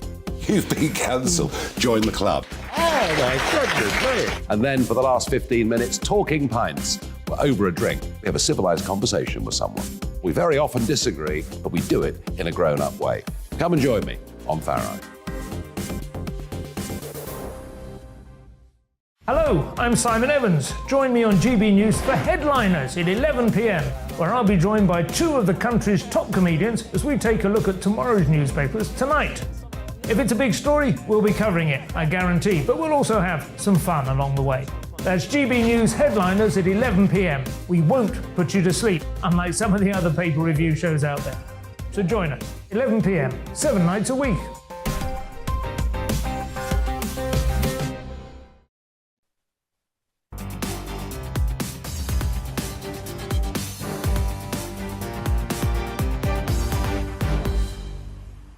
Welcome back to GB Newsday. Now, away from the politics, plenty more protests and demonstrators. A number of climate change activists taking action across the capital throughout this morning. Early on, some anti-oil protesters scaling the heights. I mean, there really were heights too. Look, the QE2 bridge bringing traffic to a standstill below. That's, of course, the M25 link between the two banks of the Thames. And protesters basically making their point at the end of, well, hopefully a secure rope there on the top of the bridge. And a further protest was held in Westminster today with some activists supergluing their hands to railings. A significant number of police were deployed and they made a number of arrests. Well, don't forget, the Home Secretary, Suella Braverman, has unveiled plans for a major crackdown on these protests, describing them as hideously selfish. Let's get more with our Home and Security editor, Mark White, who's not selfish at all because he's been out and about for us once more, seeing all the protests and the specialist ungluing task force as well, Mark. Tell us more about them. Oh, there's no one knows better how to unglue a hand from a road surface or another object than that special task force. It's not just that, to be fair, that they do, though, using those solvents to dissolve the super glue, but they are also experts at taking people from precarious positions, such, of course, as the QE2 bridge there over in Dartford as well. So it has been another day of disruption, and it will continue because these protesters, Just Stop Oil and Extinction Rebellion, say that this is going to be their game plan in the days and weeks ahead. We saw here on Victoria Street as the police moved in to arrest those who had been blocking the roadway for some 2 hours. Obviously, they have to get the specialist teams in place to be able to unglue them in the first place. They'd also had to unglue some other protesters outside the Department of Business and Energy who had sprayed some tomato soup over the sign, which is, again, another tactic they seem to use. Quite why they use tomato soup, we don't know. But a total of 10 people, we think, arrested here in Victoria Street sitting on the road, and then another couple arrested outside the Department of Business and Energy on Victoria Street. What was noticeable, I think, about this particular protest was how many members of the public were coming up and remonstrating with those people who were blocking this main thoroughfare down into Westminster. 8 different people that I counted in the hour and a half or so that I was here arguing with the protesters, including one chap, David McDonough, who operates a local business just here in Victoria Street, who was actually quite irate as well that the police seemed intent on moving him along rather than the protesters. Here's a look at that particular interaction. Take it up with the government, not people who are living ordinary lives and trying to earn a living. Well, I'm trying to live an ordinary life, and unfortunately, a climate crisis is getting in the way of that Oh, at the for moment. heaven's so sake. Because I've just lost 3 customers coming to me today because your friends are sitting illegally in the street I'm without sorry, but being you've moved. lost. Listen, what a I'm just asking a disproportionate policeman. argument. He's lost 3 customers, whilst 33 million people in Pakistan have been displaced. Can we weigh that up a little bit, please? Come on, come on. At the moment, we're investigating, confirming that we've got the full offence and the obstruction. What's the full offence? If you're sitting down and basically cutting off one of the main arterial roads in the centre of London, what more do you want? Well, we've got to confirm disruption, major disruption to everyone. Well, I'm giving you a jolly good reason for for disruption. disruption. But there's other Right. disruption, isn't there? There's people, there's council who've got to get involved. So we're doing a full That's a cop-out, obviously. Well, you know. That's a cop-out. It is my opinion. And it would be a lawyer's opinion too, of which there's several parked round the corner who are probably also having their meetings cancelled. Pathetic. Well, there we are, the voice of the public. As you say, Mark, obviously a bit frustrated at what he sees certainly as a lack of police action and this whole question about, you know, when do you intervene when the highway is being obstructed? But that was down on the ground, and then we saw some pretty high-level protests earlier as well. Yeah, I mean, from the policing point of view, Mark, they will say that, yes, they've got to determine that crime has been committed. They give those who are protesting the opportunity, repeatedly it seems, to move on from the protest that's causing the disruption before they then get their resources in place. And it's more than 50 odd police officers who were here for 2 hours while they dealt with this particular protest, and of course a significant emergency service response to that Dartford Bridge incident as well, which was clearly very dangerous for the two protesters who scaled the height of that bridge, but also the specialist police teams who had to go up and try to talk them down as well. This is what one of the protesters said in a video message that he sent from the top of that bridge. Morning, I have climbed up this cable of the QE2 bridge of the M25 crossing the Thames. It's been really difficult. All we've had to grip onto this cable are some rope slings and our legs. I'm willing to do this kind of thing because I'm not willing to sit back and watch everything I love burn for the rest of my life. So that particular protester, we understand now, has been talked down from the bridge. That area is reopened now to traffic, but not before causing very extensive disruption. The same here on Victoria Street, and tying up, as I say, Mark, many members of the emergency services, in particular the police, 50 officers here for some 2 hours. And if you think that's them now going back to do the job that they want to do, which is to police London streets at a time when we're seeing record levels of violent crime, then you're mistaken, because they're now down in Parliament Square, where we're told that environmental protesters have gathered once again to start protesting, and we're just on our way down there. OK, we'll let you get on your way and get your ungluing kit with the police as well, and we'll get updates, of course, throughout the afternoon. For the moment, at least you didn't have to go up the bridge. That's one thing. Thanks very much indeed. Let's return to our top story now. The new Chancellor, Jeremy Hunt, has announced he will be reversing almost all of Liz Truss's signature economic policies, as outlined just a few weeks ago by Kwasi Kwarteng. Yes, it's the latest U-turn for the under-fire Prime Minister, facing rising discontent, we're told, amongst her own MPs, with a growing expectation that she may not make it to the next election as Conservative leader. Labour leader Sir Keir Starmer has been granted an urgent question in the House of Commons, which will begin at 3:30. He will ask for a statement on the replacement of the Chancellor of the Exchequer. Liz Truss will not be responding. Penny Mordaunt will be instead, but we will bring you that live at 3:30.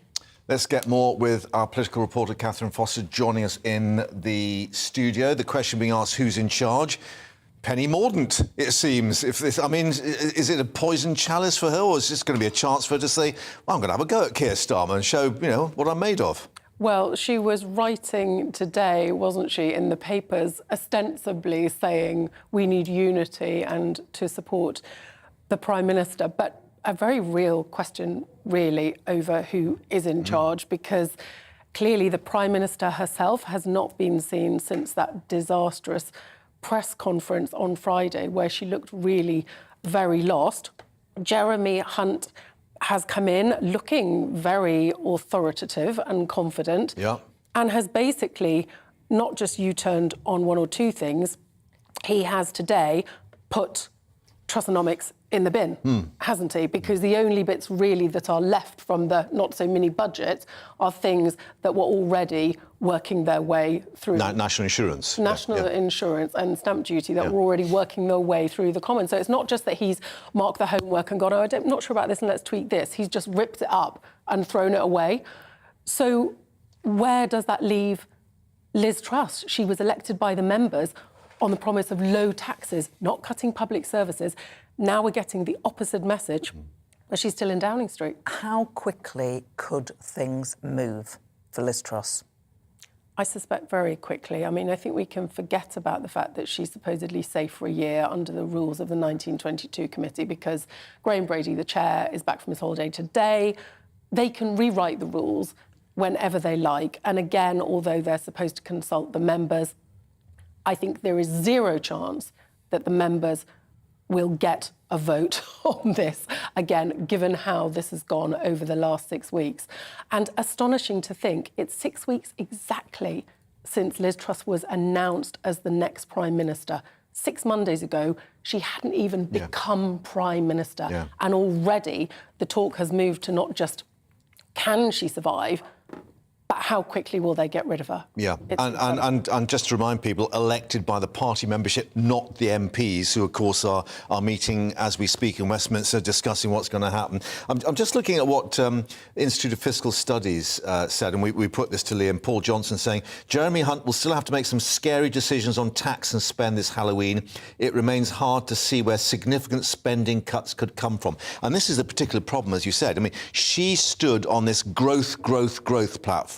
That's out the window. It now may have to be cut. And we know what that does to governments. Yes, and we have effectively got many of Rishi Sunak's policies. Rishi Sunak, of course, derided fantasy economics. Well, here we are. And he would have brought the tax cut in the basic rate forward in 2024. Now that's gone indefinitely because things are so much worse. But interestingly, there was a WhatsApp put out to Tory MPs by the Prime Minister and Chancellor, and part of it said global economic conditions are worsening. Because of this, we've had to adjust our programme, so blaming global conditions. Sure, but global conditions were bad before she came to office. We knew that the pound wasn't strong. We knew that interest rates were rising.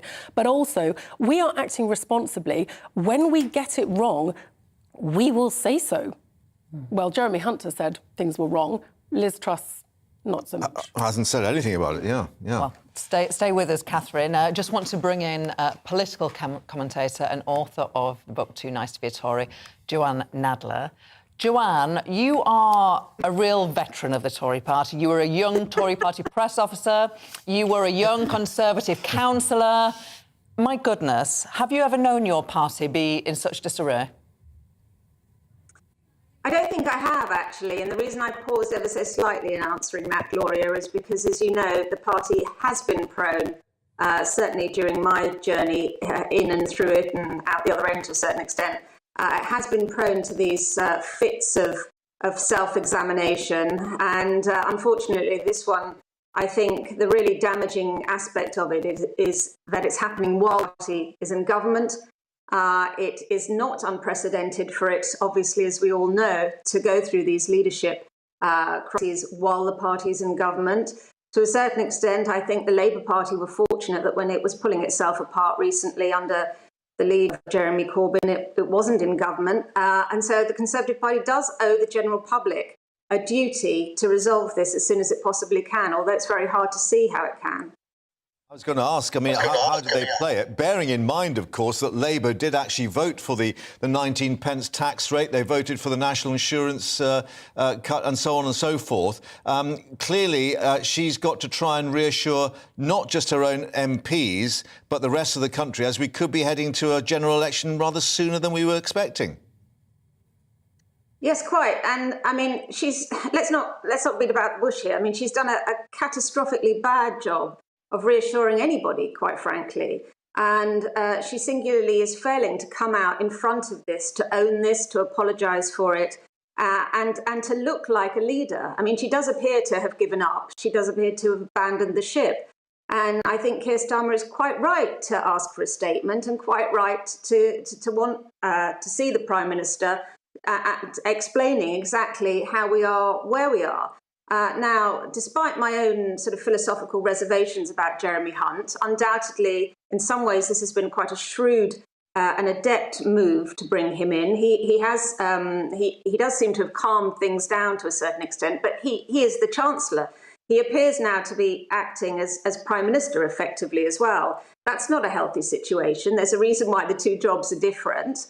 I personally do not see how Liz Truss can hang on, or indeed any particular reason why she should hang on, except for one thing, and that is that her departure and the sudden lurch into another unknown leader might rock what already is very stormy circumstances even more. There potentially is an argument for her were she to do what I've suggested, which is come out and actually appear to be fighting for something, I think there's potentially an argument for saying that we need to just step back ever so slightly and see how the next couple of weeks and the OBR report, etc., on the 31st play out.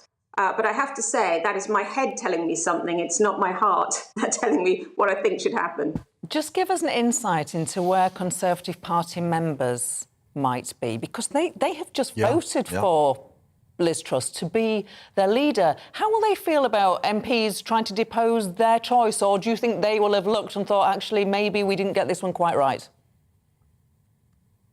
So I think, first of all, I've not said this elsewhere, but it's absolutely true that amongst my immediate circle of Conservative friends, I don't know anybody who voted for Liz Truss. That isn't necessarily because we didn't think that she had some good ideas, but I think there was a sense that she just was not up to the job. So, actually talking to friends and sort of immediate colleagues of mine, they are not particularly surprised by this, except perhaps by the speed at which things have fallen apart. But obviously, everybody is feeling very concerned and upset, embarrassed, any number of different sensations about what's happened here. In terms of those people who did vote for Liz Truss, I suspect that many of them are also feeling, in a sense, that she has let them down, because quite a lot of the things she had her Chancellor announce in the mini-budget were not things that she'd trailed in advance, such as the cut of the 45p rate of tax. And also, the way she appeared to throw somebody who she described as a colleague under the bus, that's not a particularly attractive feature in somebody that people backed almost on a personal basis not so long ago. So I think a lot of people, for different reasons, are feeling let down. There are also those who very much did back her agenda, and I could see some value in some of the things she was talking about. Growth, of course, is important. The corporation tax, I think, was important. And they will feel let down because she's administered it so badly. Joanne, thank you very much indeed for your view. We'll leave it there. And, of course, we'll see what happens in this next half hour. But let's just get the view of Catherine first, talking about throwing people under the bus. Has she thrown Penny Mordaunt under the bus by putting her in the dispatch box to face Sir Keir Starmer? Well, we will see. But interestingly, PMQ's Sajid Javid, the ex-Chancellor, is the first person to have a question. Number 10 were very uncomplimentary about him in the papers yesterday, which has backfired. But apparently she was reaching out 2 weeks ago to him at Tory conference to try to get him as Chancellor. Didn't work, though, it seems. Catherine, we shall see. Thank you. Thank you. I think we're going to be chatting quite a lot this week. You have been watching GB Newsday. Thanks for your company. Plenty of continuing coverage ahead of the Chancellor's statement in the Commons and also that urgent question. We'll bring you all of that live with Patrick Christys. Yes, and let's just try and cheer you up with the weather first. Hello, Alex Deacon here with your latest weather update. Tomorrow could start a little murky, a few fog patches around. We're getting to that time of year where they're a bit slow to clear. But for many, it'll be a dry and a bright day with sunny spells.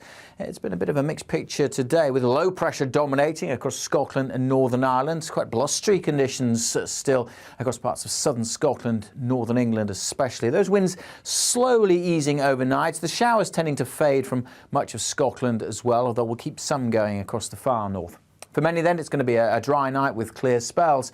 And as the winds ease off, that is a recipe for things to turn firstly a bit chilly, well down into single figures with some pockets of frost likely, especially across Northern Ireland. But also some patches of fog through Northern Ireland, parts of Wales, northern and central parts of England in particular. And it could take a while for that fog to clear. Certainly every chance of some fog patches through the morning rush hour. Once that fog's gone, though, most places set fair, dry and bright. Small chance of 1 or 2 showers in the southwest and in the far north, where it'll still be pretty cool, but elsewhere temperatures generally getting above average, mid to even high teens across parts of the south.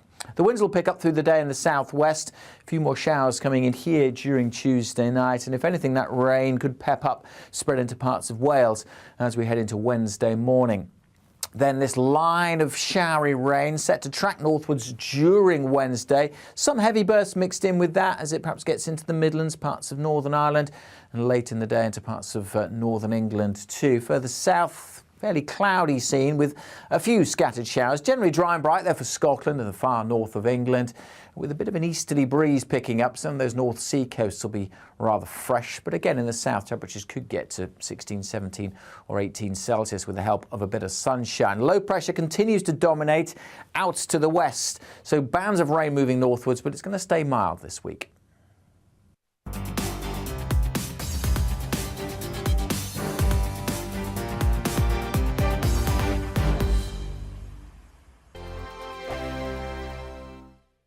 Weekday afternoons on GB News, we've got the whole of the UK covered. From 12 to 3, it's GB Newsday with me, Mark Longhurst. And me, Gloria De Piero. You'll get the very latest on everything that's been going on across our great nation. And from 3 till 6, watch out for GB News Live with me, Patrick Christie. I'm not here to mess around with all the biggest topics and guests. You will always be up to date. GB Newsday and GB News Live from 12 p.m. Only on GB News. The People's Channel, Britain's news channel.